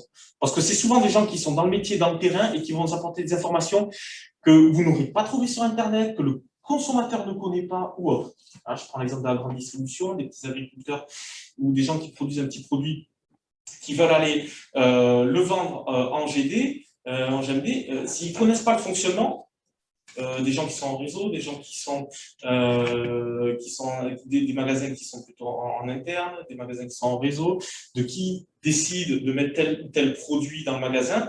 S'ils ne savent pas ça, ils vont avoir du mal à pénétrer ce marché-là. Ils vont avoir du mal à pénétrer dans ce marché-là. S'ils n'ont pas interrogé un chef de rayon, qu'ils n'ont pas compris que la personne s'occupait du rayon était aussi la personne qui pouvait le plus mettre en valeur des produits, qui pouvait être un vrai relais au sein du magasin, et il va peut-être s'évertuer à essayer de se faire référencer au national, ou je ne sais où, avec des petites plaquettes et son petit produit sous bras. Donc aujourd'hui, pour moi, c'est un des éléments majeurs de l'étude de marché, cette étude qualitative. Elle peut être faite par tout le monde. Forcément, vous aurez une connaissance qui vous permet de rencontrer quelqu'un qui peut vous parler, ça n'engage à rien. C'est pas de l'information confidentielle. Si vous en donne, tant mieux. Mais en attendant, c'est là où vous allez peut-être pouvoir trouver les éléments différenciants qui vous manquent, vous, en tant que nouveau rentrant sur le marché. Bon, ben une fois qu'on a, alors je vous ai fait les grands, ça mériterait de faire un atelier à part entière sur l'étude de marché en elle-même, hein, pour rentrer plus dans la méthode, mais là je suis obligé de vous balayer ça assez vite pour qu'on puisse discuter, qu'on puisse voir comment après on utilise ça. Ça reste encore pour moi un outil. Là, il faut les structurer, les résultats de son étude. Une étude de marché, vous allez voir des gens qui vont vous dire ça va servir au fameux go no go. J'y vais pas. Bon, il y a 50 ans peut-être, hein, mais plus maintenant, et je ne sais même pas. Aujourd'hui, c'est pas seulement ça. C'est que si ça me dit j'y vais, c'est surtout comment j'y vais. C'est surtout comment j'y vais. Et si je n'y vais pas, si c'est le no-go, pourquoi j'y vais pas? Et comment on pourrait faire en sorte d'y aller? Est-ce qu'il y a moyen de ça? C'est surtout ça, l'étude de marché. C'est pas une espèce de couperet qui vous tombe dessus là et qui vous. C'est pas une sentence. C'est pas une sentence. C'est un moyen de faire ce que vous voulez faire quand même. Peut-être d'une manière un peu différente. Peut-être avec des éléments qui vont peut-être changer, se modifier, s'amplifier, s'atténuer. Mais en tous les cas, c'est un moyen d'essayer de faire ce que vous voulez faire de la meilleure des manières, la manière sécurisée, donc maîtriser, comprendre, valider ou invalider ces hypothèses projets. On part avec des grandes hypothèses, je veux faire ça, je veux faire ça, je veux faire ça. Maintenant, qu'est-ce qui est du possible? Qu'est-ce qui est du réalisable? L'étude de marché vous le dira aussi. Sécurisez votre prise de décision. Au moins, vous partez, non pas avec une intime conviction, comme je le disais tout à l'heure, mais avec l'idée en tête que la décision que vous avez prise a été prise de manière structurée. Évaluer le potentiel économique du projet. Vous dire aussi, bon, ben, voilà, j'avais peut-être une idée, un petit peu plus trop, encore une fois, un peu trop, soit un peu trop belle du projet ou du marché, soit peut-être un petit peu trop, peut-être pas assez, vous n'avez pas pris aussi assez la mesure du marché, voilà. Vraiment savoir un petit peu vraiment quel est le vrai potentiel économique de votre projet, vos futures peut-être aussi possibilités de développement sur votre marché, sur votre secteur, et surtout, ajuster votre stratégie d'entreprise en conséquence. Tout ce que vous aurez eu dans l'étude de marché ne sert à rien si ça ne transpire pas sur votre stratégie d'entreprise. C'est ça. Vous faites une étude quantitative, vous avez mis vos politiques prix en place, votre politique produit, vous faites une étude quantitative, ça ne correspond pas exactement, ça ne correspond pas du tout à ce que vous avez prévu au départ, vous ne dites pas, bon, mais tant pis, j'y vais quand même, ou alors tant pis, j'arrête tout. Non, on ajuste. C'est pour ça que je dis que c'est un outil, ça permet derrière de structurer son réflexion et de construire son modèle économique. Donc là, je vais utiliser un outil, pour une fois, une matrice pour une fois. Je trouve qu'elle est très bien, encore une fois, comme on le disait tout à l'heure, c'est une matrice qui est très souvent très mal remplie, parce que très souvent, pas bien comprise. Mais c'est un super outil pour avoir une vision globale de son entreprise et de la comprendre rapidement et de la faire évoluer aussi, parce que c'est un outil évolutif. Et à mon sens, accessible à tout le monde. Pour peu qu'on ait, on va dire, la technique et les petites clés pour le remplir. Donc, le business model Canva, vous avez peut-être déjà en entendu parler, c'est un outil simple pour générer des situations complexes. Une entreprise, c'est toujours une situation complexe. Il y a plein d'éléments impactants, on a plein d'acteurs, on a plein de flux, mine de rien, même quand on a une petite boîte. Le but, c'est de s'en apercevoir quand même qu'ils sont là, ces flux, ces acteurs, et de savoir comment on se positionne par rapport à tout ça. Donc, le Canva, ça permet une lisibilité optimale des différentes composantes d'un modèle économique, et l'outil est vraiment simple et efficace. Ça a été créé pour des grands groupes, justement auprès desquels sa simplicité était un atout, réellement. Et finalement, par le même biais, vu que c'est simple, ça s'applique quand même super bien au contexte TPE, PME, et ça permet une facilité d'approche. Et ça peut correspondre à une réalité, c'est la nécessité de repencher régulièrement sur son modèle économique, mais sans non plus commencer, on est dans un TPE, PME, il faut qu'on soit opérationnel, il ne faut pas qu'on se mette plus de freins qu'autre chose, il faut qu'on reste flexible. Il faut que ça puisse être fait de manière peut-être régulière, mais en tout cas de manière opérationnelle. Encore une fois, on n'a pas non plus le temps de se poser des grands enjeux, on n'a pas des comités de pilotage pour réfléchir à des grandes choses, donc il faut aussi qu'on soit pragmatique. Et c'est un outil très pragmatique, encore une fois, à mon sens. Et plus le procédé sera facile à apprendre et à mettre en œuvre, plus on donnera de chance aux TPE-PME de se pencher régulièrement sur la stratégie d'entreprise. Si on en fait voir la stratégie d'entreprise ou le modèle économique comme une espèce de truc super compliqué, inaccessible, et qu'on leur dit il faut le faire, vous allez perdre tout le monde. Si par contre on leur dit attention, c'est pas tout blanc, pas tout noir, une stratégie d'entreprise, c'est pas soit tout, comme des pros, mais on peut prendre ce qui peut nous intéresser, ce qui peut être très important pour nous. À ce moment-là, vous allez avoir déjà plus de chances d'avoir des gens en face de vous qui vont soit se pencher un petit peu plus régulièrement sur ça, soit l'apprendre d'une manière différente et plus efficace. Donc, qu'est-ce que le business model Canva? On va le voir, et ça permet, là, clairement, vous le remplissez avec tout ce que vous avez fait juste avant. Tout ce que vous avez juste avant, c'est de la récolte d'informations, de données, des questions que vous vous êtes posées, des choses auxquelles vous avez réfléchi. Maintenant, on va pouvoir le poser dans un élément. Et ça vous permet d'ailleurs d'avoir une première visibilité sur ça. Donc, les segments de clientèle. On va le bouger un petit peu. Vous allez bouger souvent, parce qu'il va y avoir des carrés un peu partout. Donc, le segment de clientèle, la première chose à faire, c'est important. Vous allez délivrer quelque chose. Vous allez créer un produit, un service. C'est quand même c'est quand même pour répondre à un besoin pour le client. C'est lui qui va dépenser, c'est lui qui fera qui fera votre réussite ou non. Donc, il faut, dans cette première colonne, essayer de lister vos différents segments de clientèle, allant de la clientèle portrait, on va dire portrait robot, de la clientèle cible, la clientèle idéale, d'accord, que vous voulez toucher, pour avoir bien en tête tous vos segments de clientèle. Et encore une fois, à un moment donné, quand vous voulez poser la question de savoir ce qui marche pas, dire, ben voilà, c'est vrai que là, j'ai tous mes segments de clients. Alors lui, qu'est-ce qu'il fait? Ça va bien. Là, ça va peut-être pas trop bien sur mon produit. J'ai pas assez de valeur produite pour ce genre de client-là. Et vous allez, petit à petit, avoir une vision très exhaustive de tous vos grandes familles de clients. Et ça vous permettra, au moment de vous poser des questions, de vous dire celui-là il marche, celui-là il marche pas, celui-là il marche, celui-là il marche pas. Pourquoi il marche pas? Qu'est-ce que je peux faire pour lui? Qu'est-ce que je peux faire pour que ça marche? Est-ce que je l'abandonne parce que ça me coûte cher à aller chercher ce genre de client? Et finalement, mon offre ne marche pas sur lui.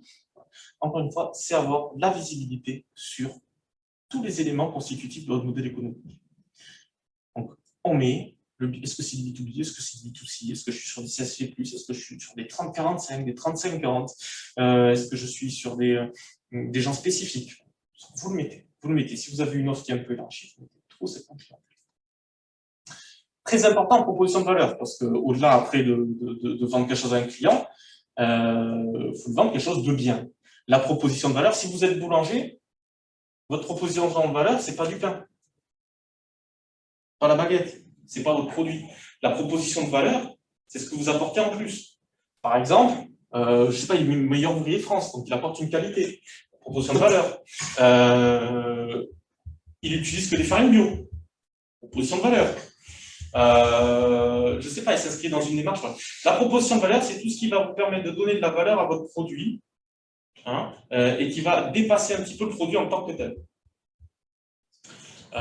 Si vous avez un magasin de frais, peut-être c'est le conseil qui va vous accorder une vraie importance au conseil, où vous êtes sur un produit éthique. Multiples choses qui peuvent venir donner de la valeur à votre entreprise. Et ce qui vous permet derrière d'avoir le schéma 3 et 4, c'est-à-dire que qu'est-ce qu'on fait de cette valeur? Il faut qu'on la délivre au client. Il faut qu'on aille lui donner cette valeur au client. Lui donner, ou du moins lui vendre. Donc, quand vous êtes boulanger, je reprends mon exemple. Si vous voulez mettre en place une politique de communication, je grossis bien évidemment les traits. Vous n'allez pas communiquer sur le fait que je fais de la baguette. D'accord? Je suis boulanger, vous allez trouver des baguettes chez moi. Génial. Non, je travaille avec du bio. Je suis meilleur ouvrier de France, où j'ai gagné tel concours, où on a tel ou tel produit un petit peu original. Voilà. Vous allez communiquer sur ça, sur des éléments. Ça peut aussi, la proposition de valeur va peut-être découler aussi vos éléments différenciants. Donc, comment on délivre cette valeur-là? Par des canaux de distribution, souvent très éléments, mais j'utilise le mot comme il faut, méprisé du modèle économique de la stratégie d'entreprise. Souvent, la stratégie d'entreprise, la stratégie de communication, la stratégie commerciale, mais les canaux de distribution, on s'y repose jamais vraiment la question dessus. Je prends l'exemple, je sais pas, d'une activité de conseil. Son canal de distribution, ben, ça va être sa démarche, ça va être en direct, ça va être lui qui va vendre. Ça va être lui qui va vendre souvent. Est-ce que, au vu de son offre, au vu peut-être de la difficulté d'atteindre en prestation de conseil les petites TPE ou PME, est-ce qu'elle n'aurait pas plus intérêt, par exemple, je ne sais pas, à passer par un circuit de prescripteurs? Parce qu'elle, en direct, va avoir plus de mal à toucher le client, mais en passant par quelqu'un qui fait une offre complémentaire et qui peut la recommander ou qui peut l'intégrer à son offre, elle n'aurait pas, on va dire, plus de facilité à atteindre son client final. Ça, on y pense beaucoup moins, plutôt que de dire il faut que je communique sur Facebook, je communique sur Instagram et tout ça. Oui, mais est-ce que le canal de distribution, aujourd'hui, le fait que ce soit vous qui vendiez en direct, est-ce qu'il est bien utile? Est-ce que vous êtes une super vendeuse ou un super vendeur? Pas sûr. Pas sûr. Alors, est-ce qu'il ne faut pas que vous trouviez dans votre modèle économique des leviers pour atténuer le fait que vous n'êtes pas un bon vendeur? Les compétences et les ressources, ça, encore une fois, dans l'analyse interne. Les compétences, je suis un super technicien, mais je ne suis pas un bon vendeur. Donc, qu'est-ce que je fais pour ça? Est-ce que je me transforme? Vous vous rappelez, je vous ai dit que les faiblesses, c'est difficile de les transformer en force. Alors, je peux me former un peu pour essayer d'être un peu moins mauvais vendeur. Mais est-ce que globalement, je vais me transformer en super commercial? Encore une fois, je ne sais pas si vous avez le temps, je ne sais pas si vous pouvez.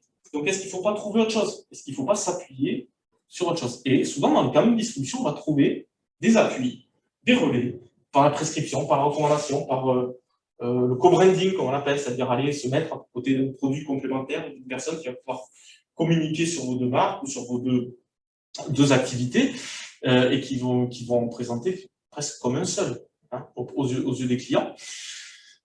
Donc ça, c'est super important. Les canaux de distribution. Est-ce que je distribue les canaux de distribution dans la restauration hein, ces derniers temps, on l'a vu, il y a un canal de distribution qui s'est ultra développé, déjà qui était assez fort, hein, qui s'est ultra développé, c'est la livraison.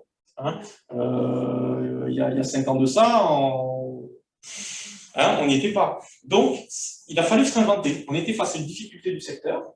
Et à un moment donné, on a vu naître le click and collect, on a essayé de voir naître de nouvelles offres et un appui sur les canaux de distribution qu'on avait tendance à pas trop s'appuyer avant parce que ça coûtait cher, mais en attendant, la nécessité du marché a fait qu'on a dû s'y appuyer dessus. Donc les canaux de distribution, pour moi, sont un élément super important. Est-ce que la manière dont je vends est la bonne manière? Avant même d'essayer d'aller vendre, d'aller faire un discours, d'aller faire de la communication, est-ce que le canal par lequel je passe est le bon canal? Voilà. Ça, c'est super important parce que c'est souvent là où on peut se différencier aussi de la concurrence. Et les éléments en différenciant, c'est pas que dans le paquet cadeau, c'est pas que dans... Non, c'est hyper important de pouvoir se dire, je peux me différencier de plein de manières qui soit aujourd'hui dans son modèle économique. Ça n'a pas besoin que ça se voit énormément. L'important, c'est que vous, ça vous donne un avantage. Ou tout du moins que ça vienne juguler peut-être une de vos faiblesses et que ça vous permet d'aller au marché quand même. Et la relation client, ben forcément, voilà, la communication, la mise en place de tout ce que vous allez faire pour que vos clients reviennent, vos clients se souviennent de vous ou que vos clients vous recommandent. Voilà. Donc, ça peut être de l'animation de groupe sur les réseaux sociaux, ça peut être des événements réguliers dans lesquels vous réunissez vos clients, ça peut être des relances, ça peut être plein de choses différentes, des jeux concours, ça peut être plein de choses différentes.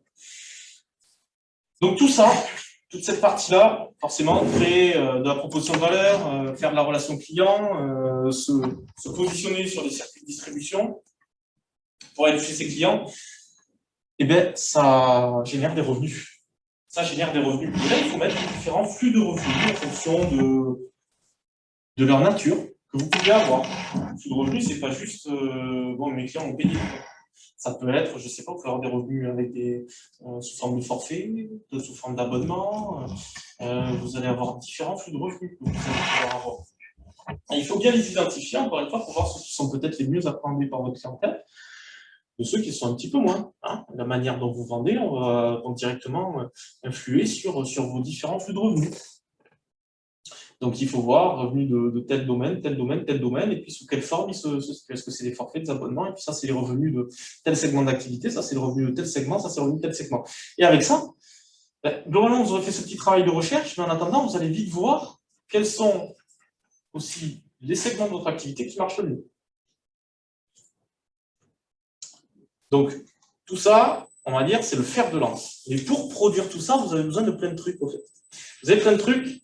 Et la première chose, c'est les ressources clés. Les ressources clés, c'est ce que vous avez en général dans l'entreprise, ou ce dont vous avez besoin pour réaliser pour proposer cette valeur-là, et délivrer les éléments, voilà, 1, 2, 3, 4, 5, hein, pour que tout ça se mette en musique, il faut des ressources clés. Donc la ressource clé, c'est vous.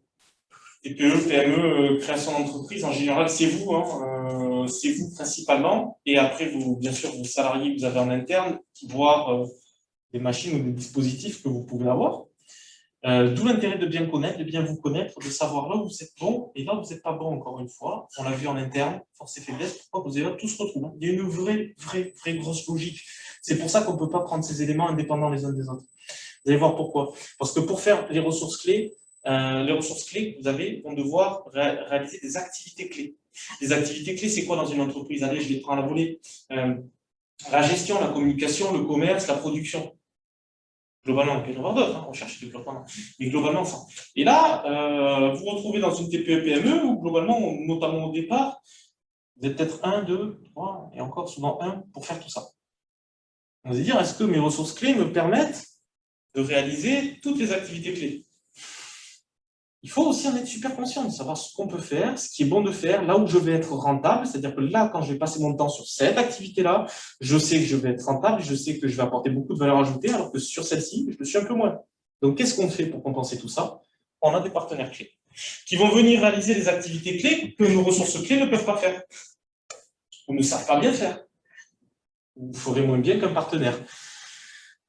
Donc, un partenaire super important, peut-être votre meilleur partenaire, l'expert comptable. Je dis ça en souriant, mais ça ne se voit pas, mais c'est vrai, hein, globalement. L'expert comptable vient vous aider à réaliser une activité clé que peu de monde aujourd'hui maîtrise, c'est-à-dire la gestion comptable de votre société. Et surtout, quel intérêt de vous de passer du temps à vous former là-dessus pour le faire? Les gens le font très bien. Deuxième, entre guillemets, partenaire clé, une agence de communication, par exemple. Vous êtes un très bon technicien, un très bon commercial, et qu'en communication, vous allez le faire, hein. Vous allez faire des posts Facebook, mais ça va être laborieux. Ça va être laborieux. Donc, vous allez peut-être faire appel à un partenaire clé pour le faire. Vos fournisseurs. Parce que clairement, vous savez faire un super bon pain, vous ne fabriquez pas la farine. Hein. Donc, il va vous falloir quelqu'un pour vous fournir cette farine.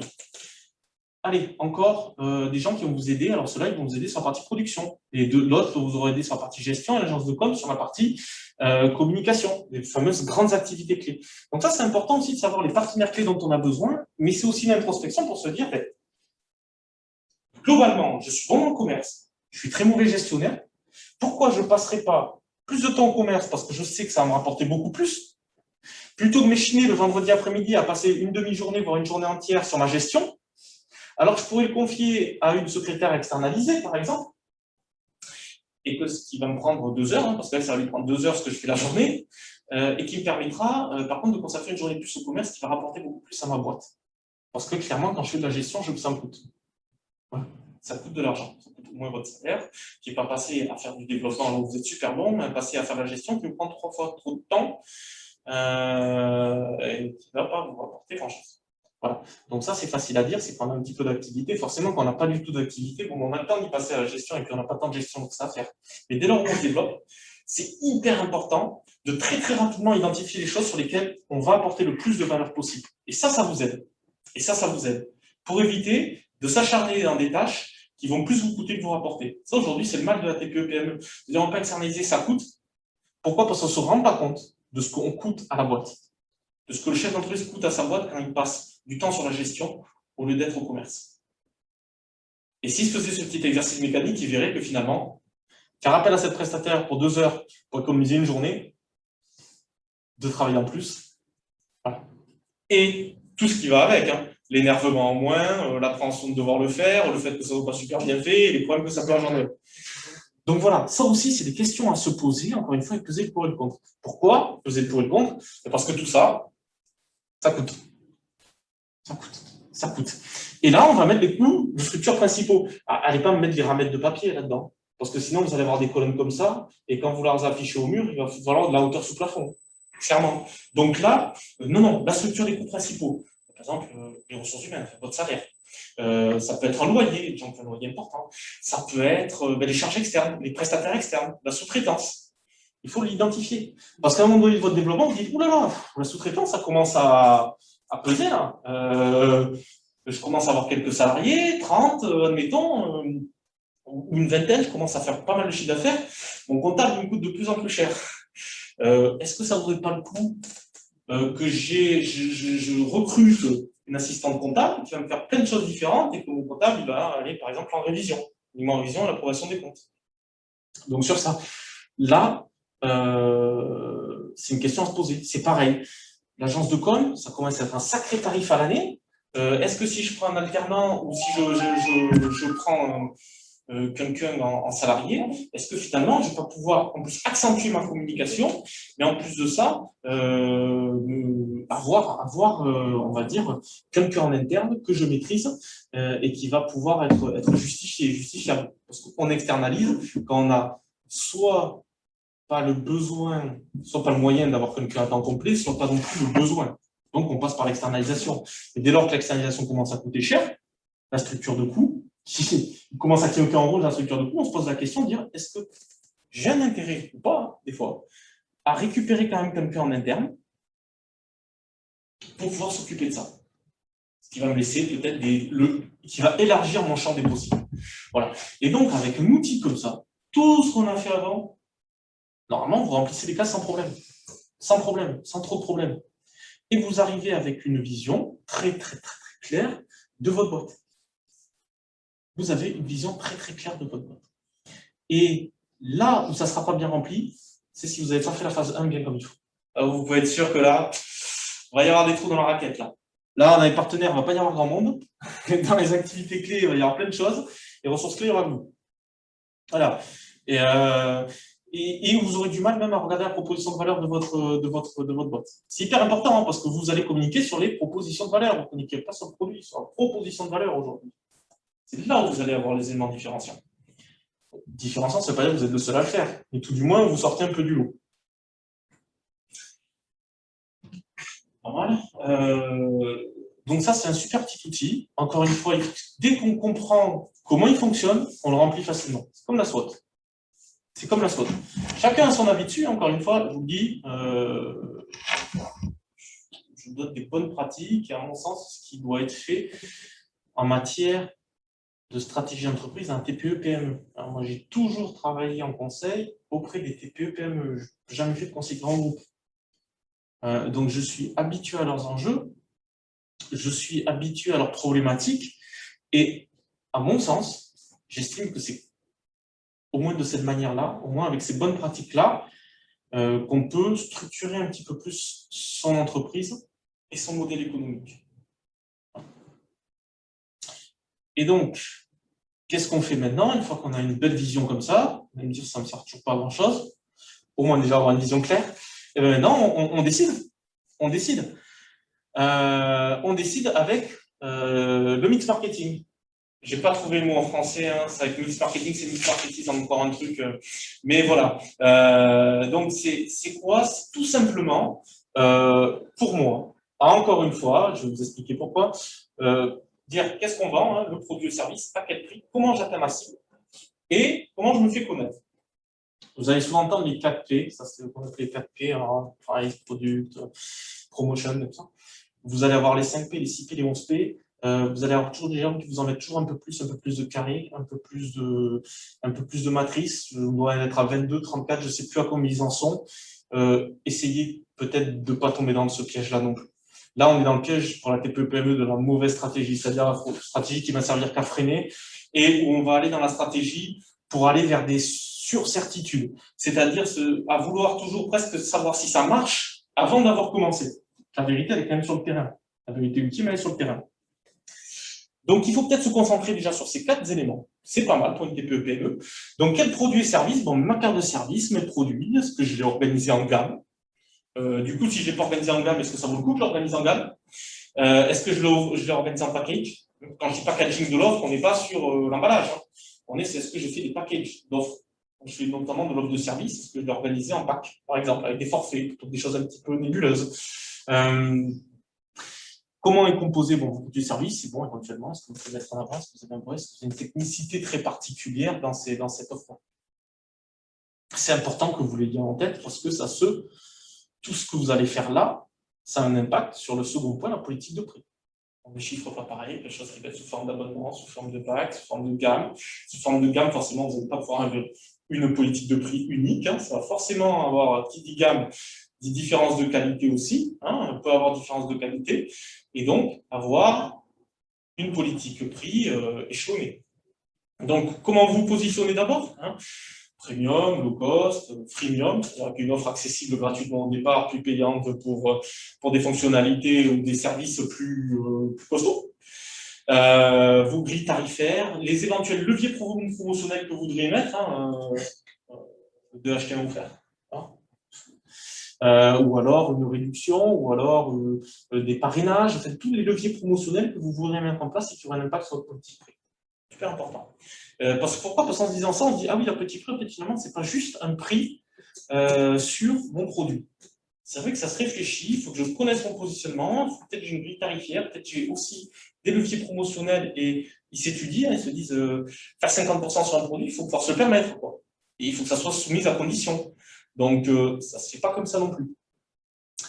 Ensuite, il faut atteindre sa cible. Une fois qu'on a un bon produit, un bon prix dessus, on va le délivrer, ce qu'on va atteindre. Les circuits de distribution, le merchandising, la force de vente. Hein, qu'est-ce que vous faites de tout ça?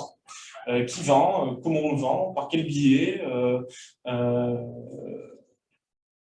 À vous de voir. À vous de voir en fonction de ce que vous avez récolté comme information importante dans les précédentes étapes. Et le dernier point, c'est se faire connaître. Hein, c'est que du coup, maintenant, bon, voilà, j'ai mes circuits, je sais globalement ce que j'ai comme offre. Qu'est-ce que je mets en place comme communication? Donc, quel média je choisis, quelles actions je vais choisir, réseaux sociaux, comme je disais, co-branding, du street marketing, des dégustations pour certains, ou des opérations un peu agressives sur le terrain, du sponsoring, hein, pourquoi pas, pour passer sur des choses un peu plus douces, hein, pareil, tu peux avoir un peu de prescription, se donner une légitimité quand on sponsorise un événement ou autre. Tout ce qui est marketing opérationnel, donc c'est forcément tout va être fait. Les réseaux sociaux, le choix de packaging de votre produit, de votre charte graphique, de vos messages, hein, du message que vous envoyez. C'est hyper important, que ce soit des choses comme par exemple avoir une vraie structure de votre marque, avec votre logo certes, mais avec ce qu'on appelle des baselines, souvent oubliés. C'est-à-dire, c'est au-delà de votre logo qui peut être plus ou moins significatif et représentatif de votre activité, c'est-à-dire qu'il va faire tilt tout de suite à la personne sur ce que vous faites. Vous avez la baseline qui permet de venir accentuer le logo, c'est-à-dire il va vous permettre de venir être sûr que la personne, elle a le logo, la baseline, hein, elle va être sûre que vous faites bien ce qu'elle avait compris que vous faites. Hein, voilà. Parce que des fois, on a des logos qui peuvent vous paraître très originaux ou autres et qui ne vont pas forcément dénoter tout de suite de ce que vous faites. Donc, toujours une baseline. Voilà. Ça, c'est des petites techniques, mais ça permet aussi derrière voilà, quand vous pensez votre politique de communication, d'être un peu plus efficace. Parce qu'encore une fois, il faut communiquer sur de bonnes choses. La communication en soi, elle ne sert absolument à rien s'il n'y a pas de stratégie d'entreprise. C'est comme à l'ancienne, on ne vendait pas, on embauchait un commercial. Peu importe si on n'était pas bien positionné en prix, on ne savait pas si on était bien positionné en prix, si ce qu'il y avait à vendre était vendable, si on avait les bons clients en face, non. On y allait, on ne vendait pas assez, on embauchait un commercial. Pareil, aujourd'hui, on ne vend pas assez, on fait de la communication, on va sur les réseaux, on essaie de faire la communication. Alors, on ne sait même pas si on communique sur quelque chose de solide. C'est-à-dire, il faut donner les moyens à la communication de réussir. Donc, de solidifier toute son offre, de la consolider et d'être sûr. Au moins, de s'assurer qu'elle soit quand même pertinente pour donner aux actions leur chance de réussite. Voilà. Donc, ça aussi, on est sur un élément majeur de se dire qu'on est en bout de chaîne. Ne pas penser la communication comme un tout et ne pas communiquer pour communiquer ou se dire que c'est la solution à tout. Voilà. Commercial aussi. Hein. Il faut pouvoir vendre quelque chose d'adapté. Voilà. Et en n'ayant pas peur de se spécialiser. Hein. Comme on dit, en voulant parler à tout le monde, on parle à personne. Il faut mieux bien choisir ses cibles parce qu'on sait qu'on va être efficace dessus, on sait qu'on va avoir le maximum de valeur là-dessus et qu'on va être, on va dire, très attractif pour cette cible de données. Je vais être très attractif pour une cible de données, qui existe bien évidemment en un potentiel suffisant, plutôt que d'essayer d'aller grappiller à droite à gauche, se fatiguer et peut-être échouer parce que justement, trop papillonné, on ne s'est pas concentré sur quelque chose qui pouvait rapporter beaucoup plus. Donc la validation du modèle économique, on arrive au bout. Encore une fois, pas de modèle économique parfait, ça n'existe pas. Hein. Modèle économique parfait à l'instant T plus 1, il n'est plus du tout parfait. Hein. Et encore, quand je dis parfait, voilà. Tout modèle économique évolue puisque votre environnement évolue. Donc à partir de ce moment-là, vous avez vu ce qu'on avait au début, forcément il va évoluer. Il faut juste s'atteler à ce qu'il soit pertinent pour l'instant présent, d'accord, et être prêt à le faire évoluer quand le besoin s'en fait sentir. Sentir, j'ai bien dit sentir, donc on est encore dans l'ordre de la perception et du fait que le chef d'entreprise doit être un petit peu ouvert à son marché et se dire là, effectivement, peut-être qu'il faudrait que je travaille un petit peu ou que je prenne la tangente. Un modèle économique donc, peut être efficace la veille et complètement obsolète le lendemain, ça c'est évident. De plus en plus, hein, puisque les choses vont extrêmement vite, les choses changent, les habitudes de consommation changent aussi. On a moins de certitude qu'avec les générations précédentes parce que soit il y a moins de fidélité à telle ou telle marque, tel ou tel produit, il y a plus de diversification dans les consommations, dans les modes de consommation. La technologie et l'information aidant, plus il va falloir être aux aguets pour être sûr de pas être en queue de peloton. Toujours garder une vigilance. Voilà, c'est une vigilance, on n'est pas dans le jeu, on n'est pas en train de mettre une cellule d'intelligence économique, une cellule de benchmark en place dans sa boîte de 2 personnes. Non, non, vigilant, être toujours vigilant et se dire attention. Et donc le modèle cohérent, pour moi, encore une fois, hein, je ne sors pas, ça ne reste que mon avis, c'est un point de rencontre entre les objectifs du dirigeant. Ça doit permettre le but. Hein, le but du jeu, c'est pas de faire un projet qu'il n'a pas envie de faire. Hein. C'est de rester dans son projet et on va dire de le modeler de façon à ce qu'il entre de manière cohérente et avec une certaine tranquillité sur son marché.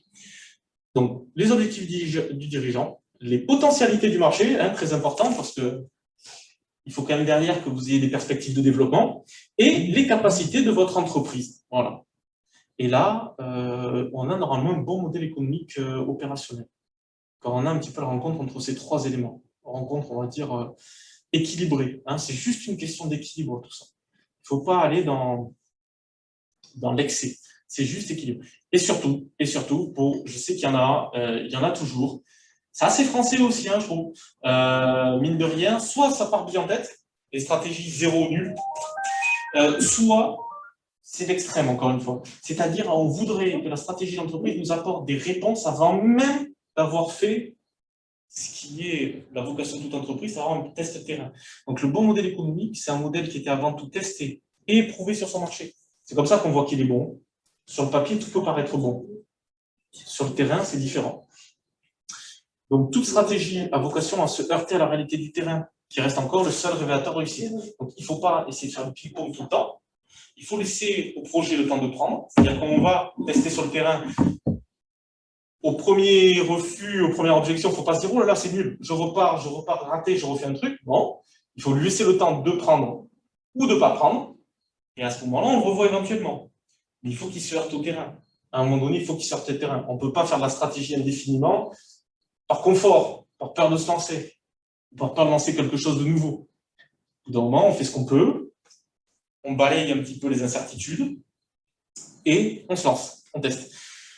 Donc, pour résumer en une phrase, la difficulté à un bon modèle économique, ça réside dans la transformation d'une bonne idée ou d'un bon produit en un bon modèle économique. C'est ça la réussite de l'entreprise. La réussite de l'entreprise, c'est ça. Vous avez un bon produit ou une bonne idée et il faut le transformer en bon modèle économique. Parce qu'en soi, la bonne idée, le bon produit, aujourd'hui, ne marcheront plus tout seuls. On l'a vu. Concurrence exacerbée, les offres. Les gens ont du choix aujourd'hui. Les gens ont beaucoup de choix pour quasiment tout. C'est de plus en plus difficile, sont de plus en plus informés. Donc, la difficulté d'un projet d'entreprise, c'est on transforme bonne idée, bon produit en un bon modèle économique. Et on voit bien que le modèle économique, finalement, c'est assez naturel, ça coule de source. Certes, il faut avoir des connaissances, des techniques, mais on est sur une vraie logique.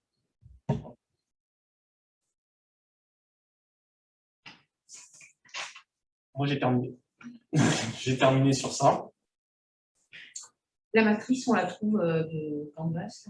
Ouais, la matrice Canvas, vous la trouvez partout, normalement. Partout. C'est aussi, maintenant, j'ai l'impression, c'est aussi utilisé et aussi courant que de trouver une matrice SWOT. Mais c'est aussi tout aussi mal utilisé et tout aussi mal rempli que la majorité des matrices SWOT que l'on rencontre.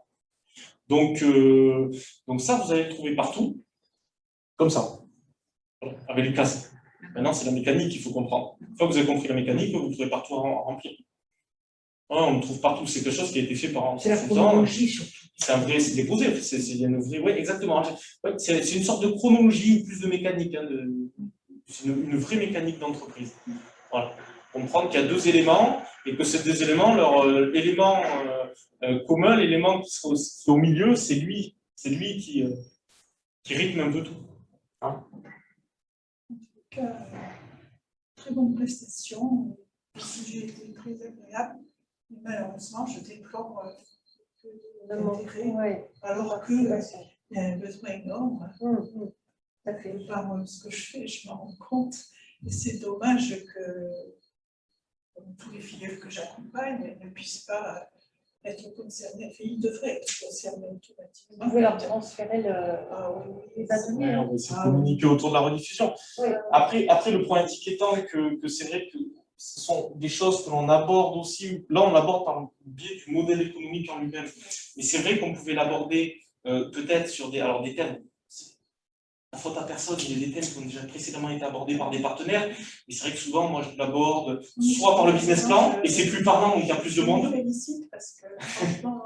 c'est gentil. Oui, soit par l'étude de marché. Et là, il y a plus de monde, ça parle un peu plus modèle économique. C'est pour ça que ça fait encore un peu gros mot. On ne sait pas trop, c'est pas pour nous. C'est pas pour nous. On est une TPE, c'est pas pour nous. Donc, et c'est vrai qu'en abordant soit le thème du business plan, soit le thème de l'étude de marché, on essaie de regrouper un peu de monde. Bon. Condition, en fait, il n'y a pas beaucoup de monde. J'ai dirigé l'agence de fiduciaire d'expertise pendant 20 ans à Trélissac. D'accord, ok. Je suis à la retraite et j'accompagne des créateurs et repreneurs d'entreprises en partenariat avec l'Initiative Périgord.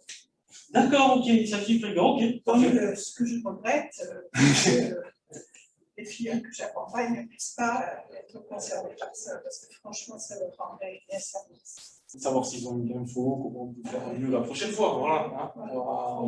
Après, comme c'est enregistré, ils pourront très bien rediffuser le lien. Bon, malheureusement, quand je me coupe, c'est que quand j'arrive en qualité de marraine chez mes filles, ils ont déjà créé leur entreprise. Oui, mais c'est pas grave, ils peuvent assister aux ateliers.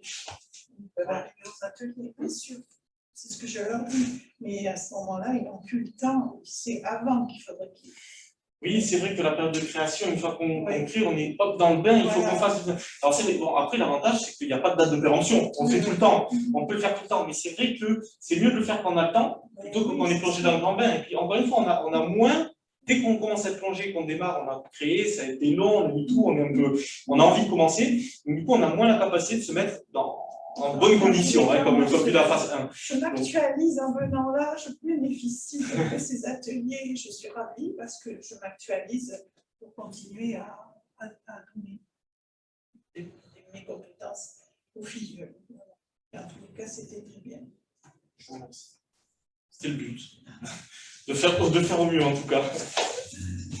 Est-ce qu'il y a des questions peut-être pour les personnes qui ont assisté en visioconférence?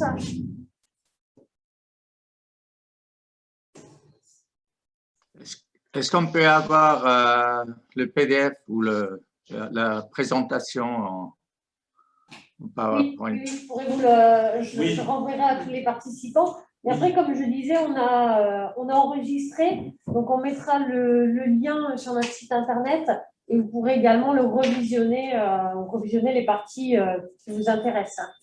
Très bien, merci.